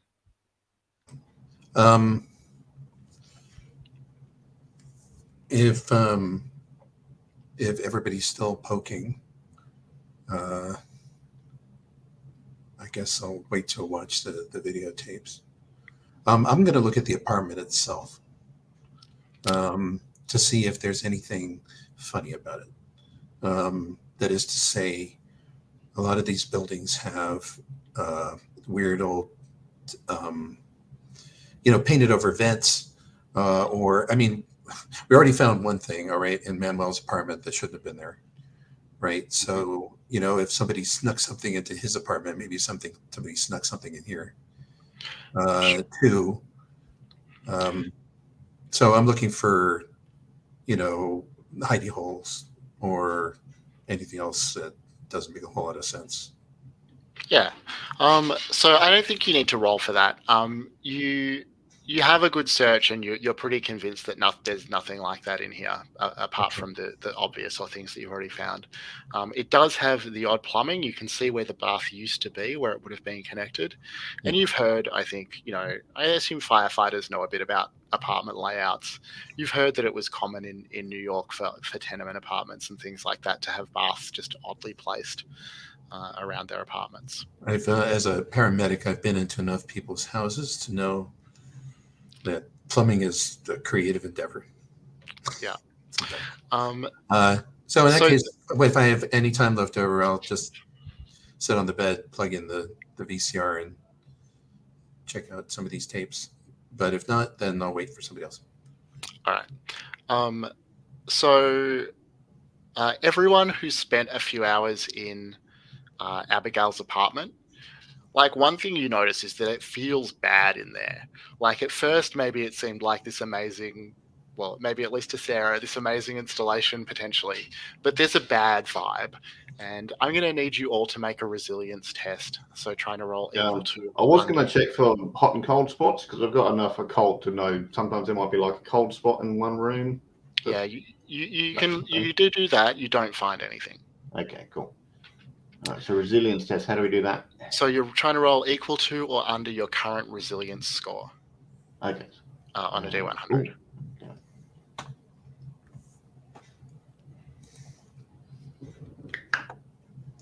Yes. They have a D100 option, by the way, guys. I tried that at my first roll, but I don't think it's indicated like separate dice rolls for each dice. It just gave the sum. It didn't. Oh, no, there's a 1D100 label at the top. Right. There's like a green button near the top. There's a green button at the top that says 1D100, which will give you a percentage die roll. All right. So if you succeeded on your resilience test, you're fine. There's a bad vibe, but a woman went missing from here. It's all very strange. It's not surprising that there's a bad feeling. But did anyone fail their resilience test? Oh yes, Um, of us did. hold up. I do want to kind of argue on your behalf here because you rolled a 9 between Blake and I rolling our resilience tests. Yes, but I was rolling 2d10s and not a d100. Okay. So we'd read that as an 81 anyway. All right. Okay. Um, My bad. so, Yelena, you're going to lose 1 point from your current resilience score. You're going to lose that point from helplessness, which is one of the kinds of resilience loss. So I'll get you to mark one of those check boxes for resilience loss from helplessness without becoming overwhelmed. If you see where that is. I am looking. Where are you? It's kind of yes, just I see it. under, Okay. yeah. Yeah. So cool. One of the boxes. I got it. Yeah. And you have a strong feeling that you're being watched in this apartment, not just by the others. Oh yeah, Yelena knows that feeling well. Mm-hmm. Just it was of a less paranormal before than now. Is this sort of like an ever present, or can I get a sense of like from where? You don't have a sense of where. Everywhere you go in here, it feels like there's some sort of audience watching you, or some sort of surveillance, or something like that. Okay. So you've all been there. So what? It must be around like 11 by now. So it's getting quite late. Do you want to go back to the hotel to meet Tara, or is anyone wanting to spend the night at the McAllister? Like, what are we going to do now? Is that no from Yelena? I think regardless of whatever anybody else decides, Yelena will absolutely not stay the night here. Felix, what about you? Yeah, we'll go back to the hotel. All right. Sarah? I don't want to talk about the Lesser Key of Solomon here. All right. That's hotel work. All right. So I think it's been an hour since our last break. So let's take another break here, maybe 5 minutes if that's good for everyone. And we'll come back and you'll meet up back at the hotel. I might need 10. All right, let's make it 10 then. That's fine. So we'll come back in 10. I'll be back. Since you mentioned that are leaf bugs available in the U.S., do you know? Or are they native to Australia or? Yeah, they're native to Australia. I don't know. I mean, they're not endangered enough. I think we should be able to export them, I'm sure. I just didn't know if they'd be considered an endangered species, or not endangered, but invasive species or something like that. No, all they're going to do is eat acacia leaves. Yeah. Hey, if they eat gum leaves, that's a useful thing right there. From what I understand. Yeah, but I live in a part of the country where we try to do something useful. We imported Asian beetles to deal with the aphid population for farmers. And the Asian beetles did a fantastic job eating all the aphids. But the problem is they reproduced to such an extent that there were times of the year when it was impossible to step outside without stepping on half a dozen of them. And that's just in one step out your front door. Yikes. Now, mercifully, they seem to have died off. But there was a good chunk of time there when they were just everywhere. They were ubiquitous, and you couldn't get rid of them. I mean, it was like, if you live in a part of the country that has locusts, it was like locust, but every summer. Yeah.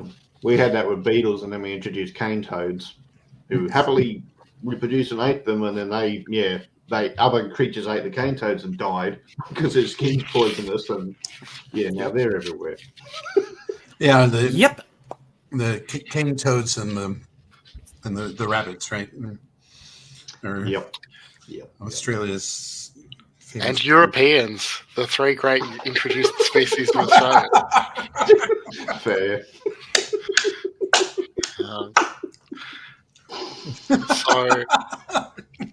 They were self-introduced, so I don't know. I kind of feel like one of the reasons why a lot of times I think Americans and Australians have gotten along is because both countries started as prison colonies. Hmm. All right. Well, on that cheery note, the four of you meet back up at your apartment or apartments. There's a videotape player, so you can play the videos that you found if that's what you want to do. Puckett, I checked during the break and confirmed that the Ars Goetia is the first part of the Lesser Key of Solomon. That was Okay. the detail I was looking for. So, what do you talk a little bit about what all of you found or suspect, and then what happens? Video time, I think. Sure. I think Maybe. Felix is going to do like a chemical test on what that epoxy stuff is. I'm trying to see if it's a standard glue or something homemade out of earwax or what. What is it? I mean, you can do that while other stuff's going on, and you'll definitely just find that it's a pretty standard commercial epoxy. Disappointing. I brought some beer.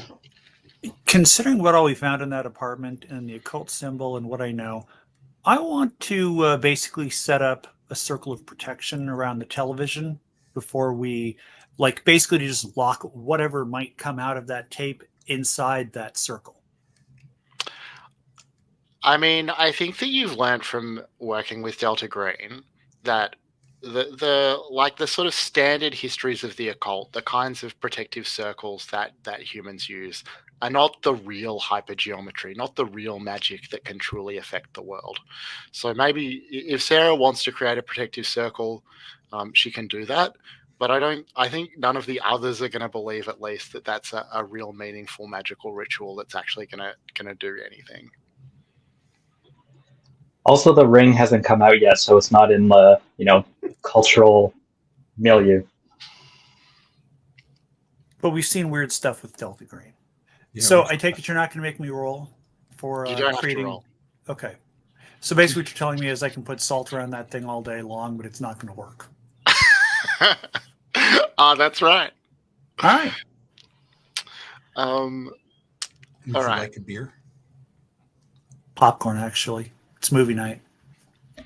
So you have two videotapes. You've got the one that you found concealed in Thomas's apartment, and you've got the one that you found on this kind of almost like shrine-like space in Abigail's apartment. Which do you want? Excuse me. Which do you want to put on first? I'm thinking the surveillance stuff first. So you mean the one from Thomas's apartment? If it's okay, Shane. Mhm. Since I had some time to kill, Mhm. I would like to have dusted this for prints and then taking photographs of it, and kind of stash that away for later. Sure. Just so people Yeah. can handle it now without worrying about mucking things up. Yeah, so I think that what you'll have found is that there are no fingerprints on any of the material that you recovered from the base of the pot plant. No, somebody was too careful.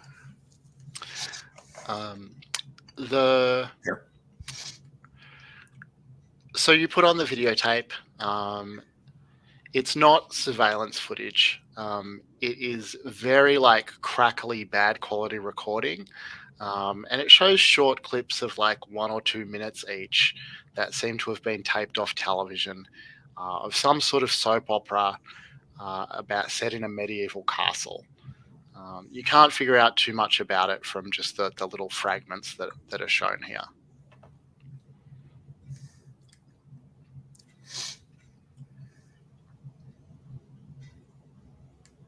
So nothing recorded from Abigail's apartment? No. So either someone came back and, for whatever reason, replaced the original surveillance tape with some red herring, or some really weird stuff just happened. They would have just taken everything away, right? Yeah, that's what I would think. I mean, you didn't see any evidence of camera surveillance. You found a microphone. No. I'm just looking for audio. Sure. I don't care what the pictures. The picture could be anything. So, I mean, if you play the audio tapes, maybe you've had a chance to do this while the others were Yeah. searching the apartment. It's just the sounds of an empty apartment. So you pretty much just hear tape hiss on those tapes. Mhm. Do you want to try the other videotape? Sure. Guess so. All right. So this is And the one this- you sorry, found. Sorry, go I on. just wanted to clarify there on the audio recording. There's no way to identify like from when this audio recording was taken, or They're not labeled, and there's nothing distinctive about them. how. Okay. One thing I would like to suggest is that we partner off for watching these tapes, so that if some of us are affected, it's only half of the team, not the entire team, who can figure out which one it was. Like A/B testing. You think they're that potent? Oh, you know better than I do. Sure. I mean, do we want to find out the hard way? Delta Green hasn't said much about this. So, It's more time efficient anyway, so yeah. sure. Okay. You want to? I'll be totally So- happy to be in the second group watching the videotape from the apartment. Like from Abigail's apartment, that is. All right. So who's going to go with Sarah to watch the second video? I think like Yelena would be particularly interested to see it, having been the one to discover it, as well as to like Okay. sort of see about what its importance is. All right. I'll nap then. Well, you're probably just going to sleep at this hour. It must be like Yep. getting close to midnight. All right. Well, that's interesting because anyway, we'll come back to that. So as you put on the tape, again, it's a very crackly, poor quality recording, seemingly from the television. And again, it is a recording of what seems to be a soap opera set in a medieval castle. This time it's not fragments. It seems to be either a whole episode or at least most of a whole episode. Dialogue is often quite hard to hear because of this sort of loud, high-pitched noise. Unclear from watching it whether that's like a problem with the audio on the recording or whether it's the sound of somebody sort of screaming in the soundtrack, maybe just off the screen or something like that. But even having the whole episode to watch, the plot is quite hard to follow, maybe because you're jumping in the middle, or maybe just because it is kind of confusing. But the bits the sort of strands of plot that you pick up is that it's about a son who has inherited a castle from his father. Possibly there's some sort of haunting or supernatural phenomenon going on. There's a woman they refer to who is maybe missing or has just left recently or something like that. And the characters are all anticipating the arrival of some agents or investigators who are coming to try and find out something about what's going on. And the episode ends with seemingly the whole cast of characters gathered around a door as if they're waiting for someone. And the recording itself ends. It sort of cuts to their shocked expressions as the door opens and they see whatever is on the other side. It's not clear whether that was the end of the episode or if it's just where the recording cuts out. But Sarah and Yelena, I'd like to get you to make a resilience test for having watched it.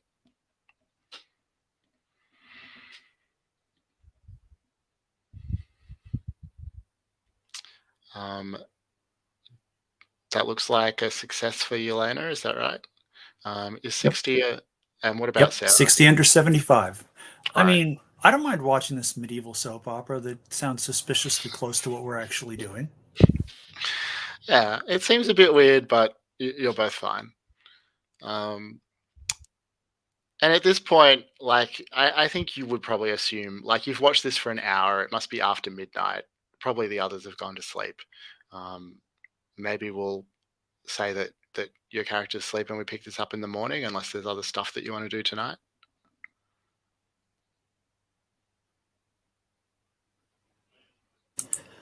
I mean, it's only midnight. That's I true.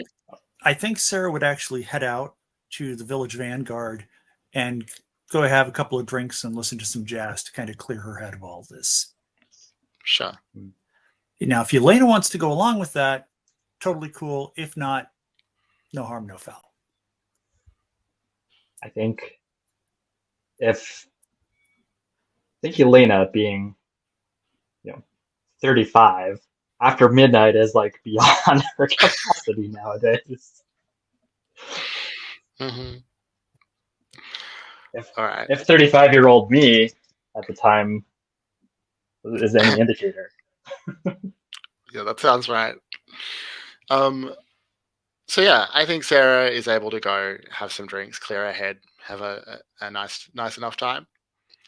And the four of you, I know, maybe we frame a scene back in the apartments the following morning, deciding what you're going to do next.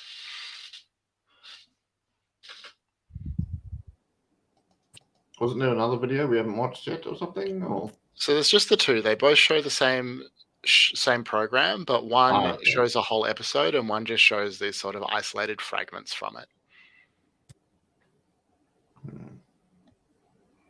Elena, do you want to tell the others what happened in the videotape? Yeah. So I'll describe to the others. So as we watched the videotape, it was the setting was different, but it seemed to show the similar circumstances that brought us here. Characters that seem to the same number of people, the same situation, a missing woman. And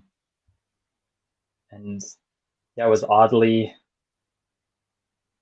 apropos to what we're doing. Also, there appeared to be some sort of strange sound on the soundtrack of the video.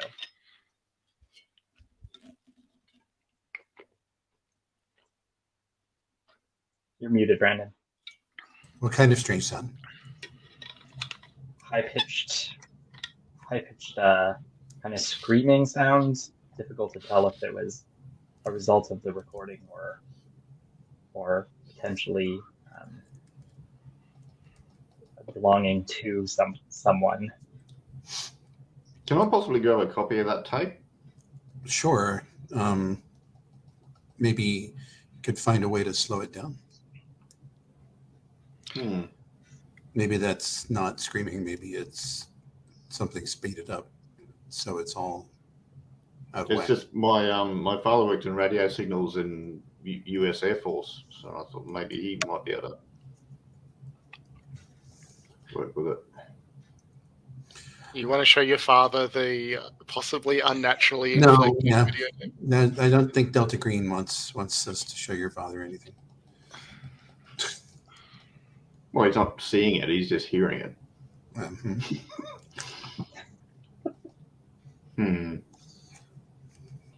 mean, if you don't like him, that's fine. But No, I just he might easily just hear it. Oh, that's just radio squirrel from having blah blah blah. But if it's not, what is it? But all right. Either way, accessing some more than basic AV equipment to see if we can figure out what the sound is could be a lead. I mean, Felix, you know a little bit about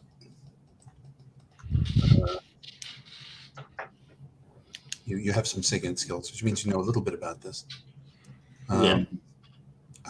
You could probably figure out how to slow this down to your signal. I work at MIT. I can. Yeah, well, I can't do it. I know someone who can, but yeah. If we have to go, to rent a recorder. I'm sure there are places around here that that have that kind of equipment that we could borrow. Yeah, I mean, I think Felix, you think, given half a day or so you could, at least figure out what the nature of the sound is and possibly slow it down or Yep. find anything that might be hidden in the sound itself. Okay. So I can spend Perhaps the we morning can also doing that get stuff. and perhaps we could also get ourselves a copy of the Lesser Key of Solomon to maybe that'll provide more insight into the symbol. What's that? A book? Oh yes, it's a book. Okay. Tara, it's probably something you don't want to know about. Well, I'm sure I don't, but I do want to know what you're talking about.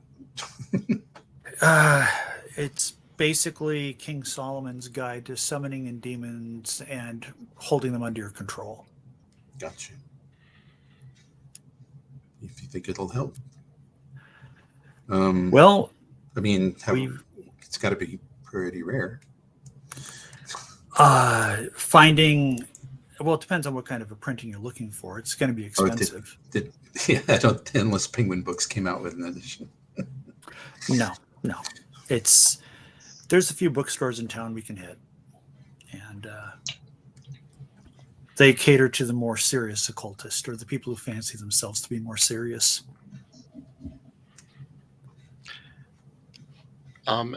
Yeah, so it sounds like maybe Felix is going to spend the morning working on the soundtrack. Any one of you can spend the morning finding a copy of the book. That's no problem. Does anyone want to sort of take that on as their task for half the day? I'll do that. All right. Tara, do you have any ideas on what you might do this morning? Nothing special. I'll just hang out with Felix. Okay. Yelena, what about you? I suppose I will go with Sarah, so that nobody is left alone. Okay. So, nothing of particular note is going to happen. You, the two of you go off. You find some occult bookstores or something like that. Obviously, most of the stuff they're selling is just junk and hucksterism, but you easily enough find yourselves a copy of the Lesser Key. I am going to post a link in the chat. Here is the text of the Ars Goetia in the form of a 90s style website. This was a handout created for the game. It's pretty amazing, I think. But this is, my understanding is that this is actually just a public domain text. So you could also if you Google Lesser Key of Solomon, you'll just find a plain text version of it or something like that. Felix and Tara. So Felix, you sort of go around, you get the equipment that you need, you start messing with the recording, the videotape. You fairly quickly identify that it is part of the soundtrack, so it's not just a distortion or like audio hiss or something like that. Why don't you make some sort of check to see if you can get anything more out of it? I'm not sure. Is there a skill that you think would be relevant for that? It's the end, but Yeah, okay. Try that. I'm not great at it, but let's have a go. Fortunately, I rolled really low, so yeah, I did succeeded. Okay. So slowed way, way, way down. The sound that seemed like screams at full speed, you're able to break it down into like a sort of narration that you can follow, words that you can hear. It is a sort of it's a historical or pseudo-historical account. So it's almost like somebody's reading a history textbook while this soap opera plays. But the history that's described is just not the real world's history. It's about Russian-German alliance fighting back an army called the Black Wind in the 1910s. talking in quite academic detail about the Russo-Germanic Pact. None of it really. I mean, it makes sense. Like, you can follow the narration, but none of it has any obvious or direct relevance, including like any reason why it would be part of the soundtrack of this show. But I mean, and I guess, like, just to be clear, also, your analysis shows that it is actually part of the soundtrack. It's not that it's been dubbed over or something like that.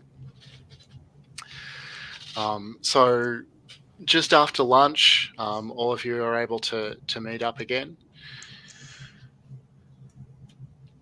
What next? So wait, the soundtrack was a lecture about a war against some sort of enemy that never took place, or no one else knows about. But either way, it had nothing to do with the TV show, which was allegedly fictional. Fair enough. Nobody else knows about it. But is it possible that I had heard anything like this kind of different history as I was with the KGB and like in the paranormal stuff that the Russian? No, I mean, even more than the others, it's clear to you that this just can't have happened. Like, there's no way there was an alliance between Russia and Germany in the 1910s. That's nonsense. Okay.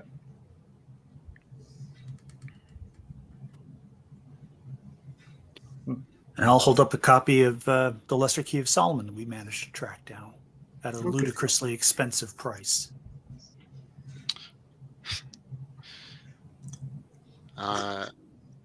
And so you can see in there what it has to say about the sign that you found in the apartment, which is that Person is a great king of hell, being served and obeyed by 22 legions of demons. He knoweth of hidden things, of lost treasures, and of all things past, present, and future. Occupying either a human or aerial body, he answereth truly of all secret and divine things of earth and the creation of the world.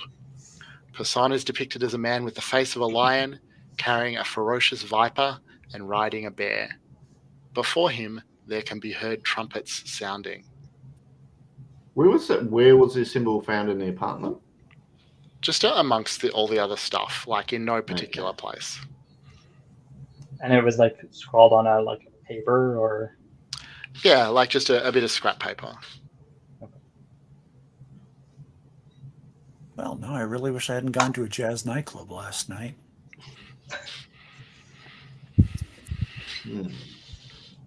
Trumpets, huh?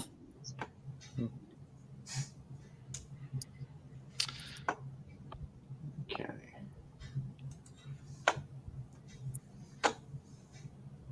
So what do we have left? So just to summarize from my point of view, there's some more neighbors that you can speak to. There's definitely more cataloging, more stuff to be found in Abigail's apartment. There's you could research Abigail's work, I guess, or the company that runs the building. Those are probably the main things that are kind of obvious. Can we look at the history of the building? Like, is there a history of mental disturbed people in that apartment or in the building?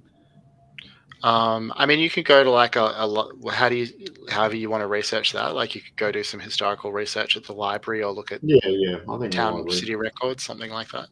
Yeah. All right. So Felix probably going to spend the afternoon at the library. Anyone want to go with Felix to do that? I will. Oh, go ahead. All right. Felix and Sarah going to the library. What about Tara and Yelena? Going to go knock some more doors? Yeah, if we go back to the apartment building, then we could knock on more doors as well as continue looking through Abigail's apartment. Mm-hmm. Sure. Yeah, I think I'd like to sort of figure out her previous work and sort of compare what she wrote before compared to this one. Your poetry, man. I don't I don't know what you'll find from that, but you're welcome to try. All right. So, sorry, Elena, just to be clear, is that like you're going to spend the afternoon kind of sitting down with some of her work to try and work through it, or that's just something that you're thinking about while you're looking around the apartment building?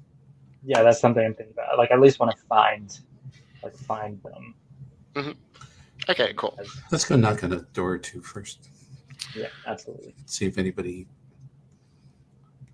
has suddenly remembered something that they didn't tell the FBI.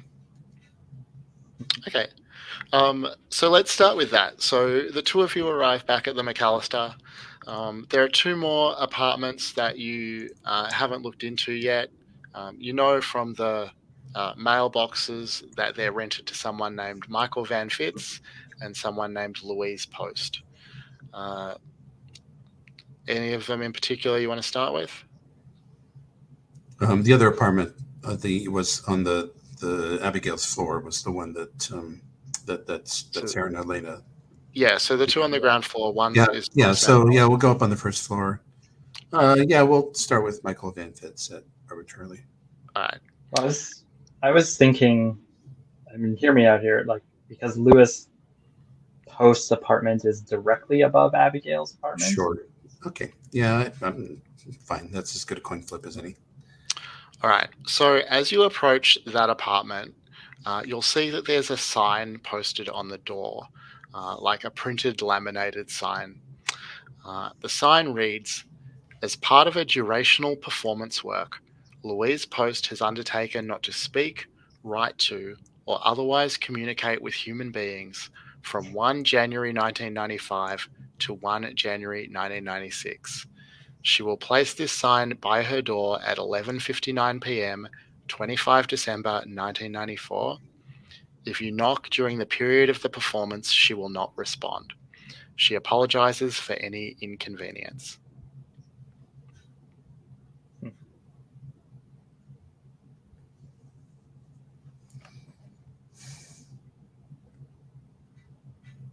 Well, that's something. I'm going to try the doorknob. It opens.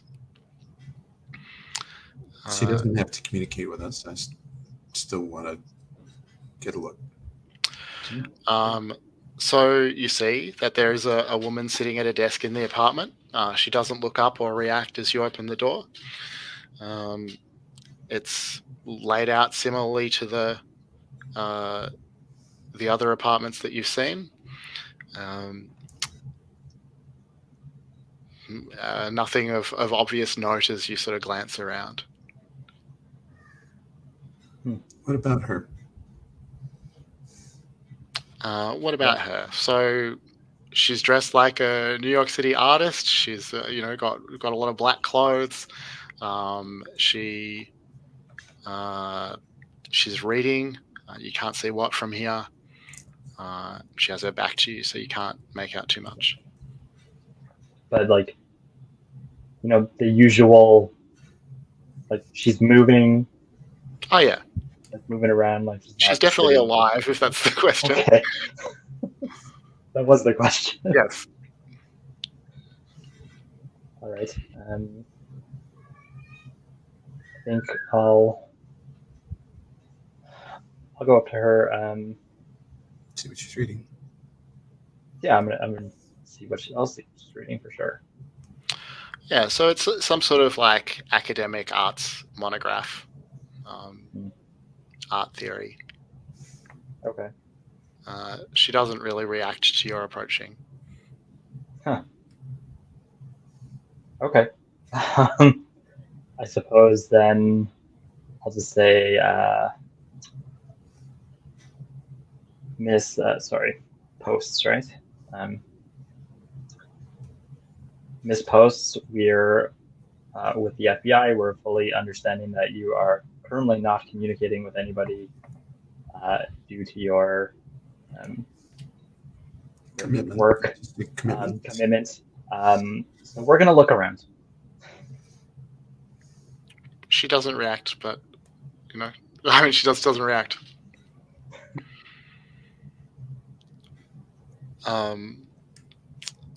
And I think that, like, in the police files that you saw, there is a note that it was particularly difficult to extract a statement from Ms. Post.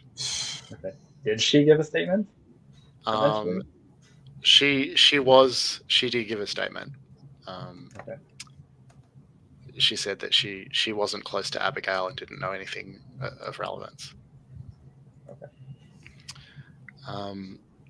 So what, like, look around, like, what does that mean? Is there anything in particular you're looking for? Actually, I think I would like to use Human to help me try to figure out a way that would get a reaction out of her. I saw in the description that is something that you could use this for. Like what you would have to use it.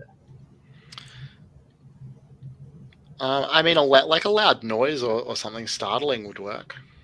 Right. So, like, one of the descriptions is determine what it would take to get a subject to cooperate. Huh. I mean, you know that she was threatened with arrest by the police, according to the file, if she didn't cooperate, and she was responsive to that sort of, like, coercive demand. Okay. All right. I'll walk back over to Tara and then. Now, her sign said she wouldn't communicate, right? That's no right. writing, no talking, no. Right. It didn't say she wouldn't respond to anything, just that she would not communicate. True. So let me try something. And this can be in conjunction with your human. Mm-hmm. So I'm going to say, we respect your artistic commitment.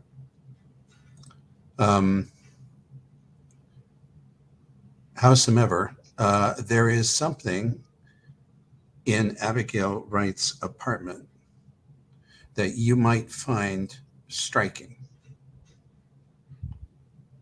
And we are telling you this just in case that happened to make you curious to go look. The apartment, if you decided to do that, the apartment would be unlocked by the time you got there, and you could see what Abigail has done with it, which is, I don't think something that you or I or anyone else has ever seen.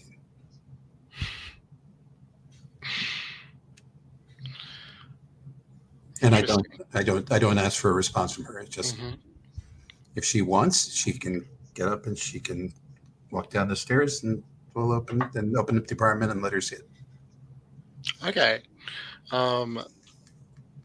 So yeah, there's no direct response.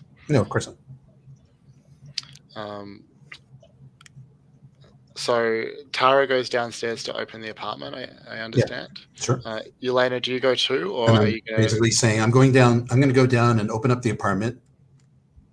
If it should happen that anyone with interest wants to wander in and look at it, I'm sure, I don't know whether that would happen or not. Elena, are you leaving as well, or are you going to take the chance to look around? I think I will take the chance to look around. Okay. Is there anything in particular that you're looking for? I think I want to see if there could potentially have been, like, setting up that installation would have not been quiet. Like, you could not do any of that quietly. And so, like, I guess I want to look around, like, where, like, look for, like, potentially vents or other things that could have clearly been, would amplify sound from below, or, maybe there's more surveillance equipment that we hadn't found yet. Something out of place. Yeah, just something out of place. So the only thing that strikes you as out of place, like you definitely don't find any more surveillance equipment or anything like that. The only thing that strikes you as out of place is that underneath her bed is a large, it looks to be antique, very finely made mirror, and noticeably does not have any dust on it, which is kind of what you would expect for something that had just been left under the bed. So it's faced up, like mirror side is facing the bottom of the bed. Mm-hmm. Okay. All right. I reckon we'll pause that scene there, and I want to pick up with Sarah and Felix. So, bear with me for I guess I'm looking at newspaper reports for stuff like, was there a rush of deaths after the building was built, or was there a rush of deaths shortly before Abigail moved in? You know, just something that sticks out. Whoa, that's a bad sign. Yeah. The so sorry, I just organizing my notes again.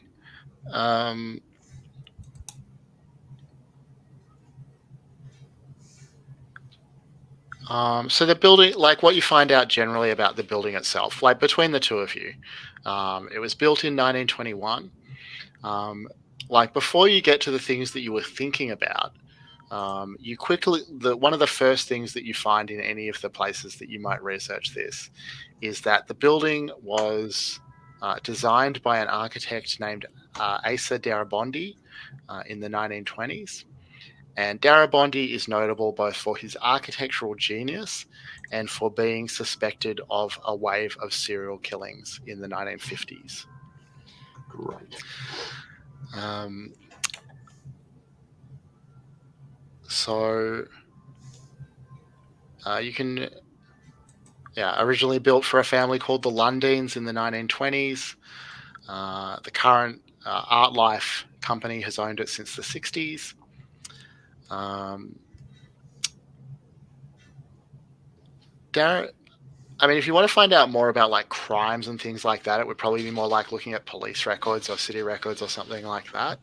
But you can definitely, like at the library, find out more about Darabondi himself and that sort of aspect of the history. Is that what you want to do, or do you want to follow up more with like the police to try and find out records about things that might have happened in the building itself? I look over at Felix and say, well, now we know why the thing was laid out so strangely and why bathtubs were in all sorts of weird places. Yeah.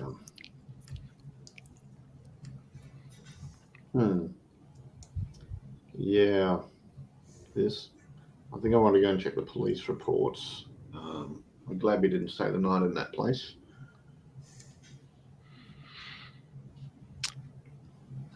This is... Sarah, do you want to go with Felix to find what the police have on file, or do you want to stay at the library and do some other research? You know, I feel like digging into Darabondi makes sense, as well as the history, like the title history of this building as well. Just anything that I can dig up on this building through public archives. I may have to go dig through city archives later, but if Felix has got the police department on lockdown or is going to go check the records there, I'm going to stay here and see what I can find. Okay. So, I mean, the main stuff that you're going to find at the library itself is about Darabondi. There's some references to the construction of the McAllister building, or Lundin House as it was originally called. But the library has a few books on Darabondi, ranging from sort of true crime to academic. The sort of broad strokes are that he was recognized very young as an architectural prodigy, as early as university studies. From the early 1900s through about 1921, he designed a series of very odd constructions in Chicago that he called his thought buildings. He moved to New York in 1921. Reasons for the move are unclear. He took up residence there at an unnamed Midtown hotel, which he worked on in lieu of paying rent.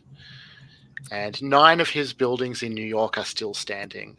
The work he did once he arrived in New York was much more sort of mundane than his previous, odd constructions in Chicago. Things seem to have gotten strange for him, though, in New York. He's claimed to have discovered a new direction that he called UOHT, spelt UOHT. He began criticizing existing architecture for its emphasis on spatial directions and cardinal directions and spatial dimensions, explaining that UOHT was an emotional direction characterized by fear, desperation, and flight, and its opposite was thale, or submission to revelation. And he claimed to be working on the first building that would be organized around these emotional directions and would ultimately render three-dimensional architecture redundant. This was, of course, considered fairly eccentric in his day, but he was doing like ordinary fine work at the same time. Until 1950, a fire broke out in his office. The firefighters found the body of a woman named Isabel Sauer beside a wash tub full of bloody water. They also found evidence of very large debts and a logbook that seemed to detail other murders that Darabondi may have committed. He was never seen again. He was eventually declared dead. So was never convicted of anything, but is believed to have committed at least 5 and as many as 20 killings in that era.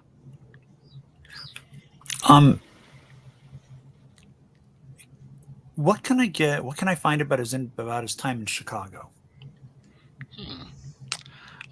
Is there anything in particular that you're looking for?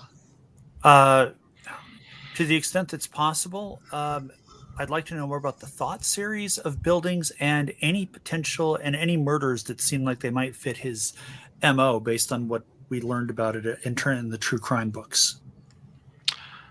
Yeah, okay. So, all right, I might come back to you about that Sure. and catch up with Blake. So, Felix, using your FBI credentials, it's not too hard to get the police to show you what they have on file. Yep. One of the things I wanted to check is if he designed other buildings, have other people recently gone missing from those buildings? Oh yeah, you can definitely check the addresses. There's no records of any missing persons cases connected to any of the other Darabondi buildings. Yeah, I was just wondering if someone's taking up his work because they've lost it, sort of shit. So, all right. You definitely don't find anything like that. There are records of offences that are connected, or police activity connected to different buildings he designed, but nothing out of the ordinary. Just sort of mundane police work.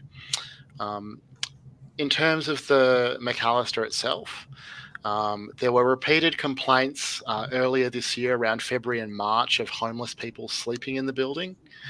The records show that officers swept the building several times but did not find these homeless individuals or anyone who wasn't supposed to be there.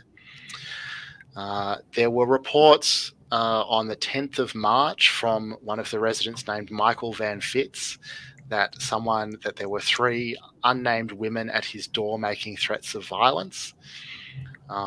Police went to investigate, did not find the supposed assailants or people making threats, found that the building was locked and there were no signs of intruders. Van Fitz was suspected of making a false report, but he wasn't charged. There wasn't evidence.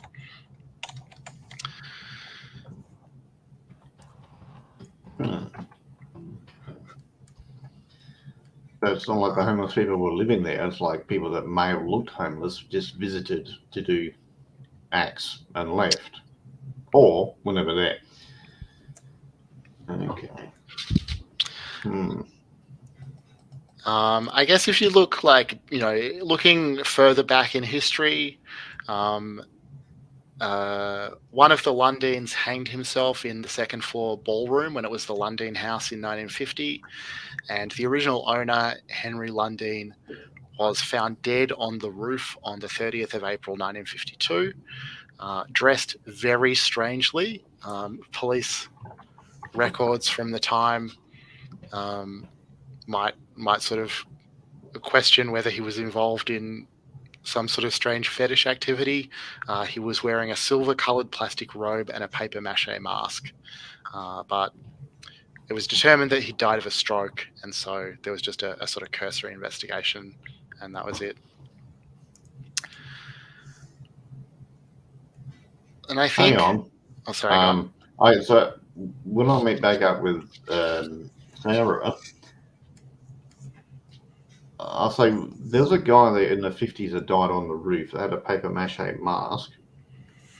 Didn't you say that that guy in the park had a paper mache mask? I mean, the guy in the velvet suit? Yeah. Didn't he have a paper mache mask, or am I misremembering something? That's right. Yeah. Okay, I was going to say, because Shane, I missed that detail. Yeah, sure. That's kind of weird. But so while you were at the police station digging that up, look at all the stuff I dug up on the guy who was the architect of the house. Dude was a fucking serial killer.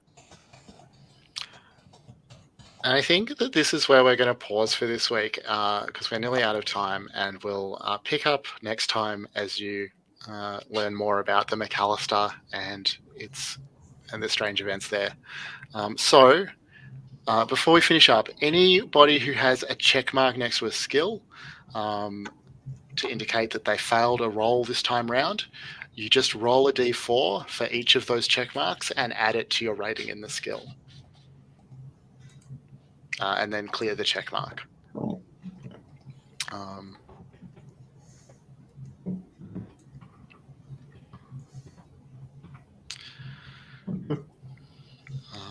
I think that must mean, sorry, I'm also obviously getting used to Delta Green, but I guess that means I have to ask you all for rolls more often so that you have an opportunity to fail in advance. And you have an opportunity to inflict horrible things on us. Well, I always worry in a trad game that if I ask you to roll and you fail, that the story is going to stall. But anyway, never mind. I'll end the recording here, and then we'll do stars and wishes, if that's good for everyone. Sorry? Sorry. Is everyone okay if I post this recording? Go for it.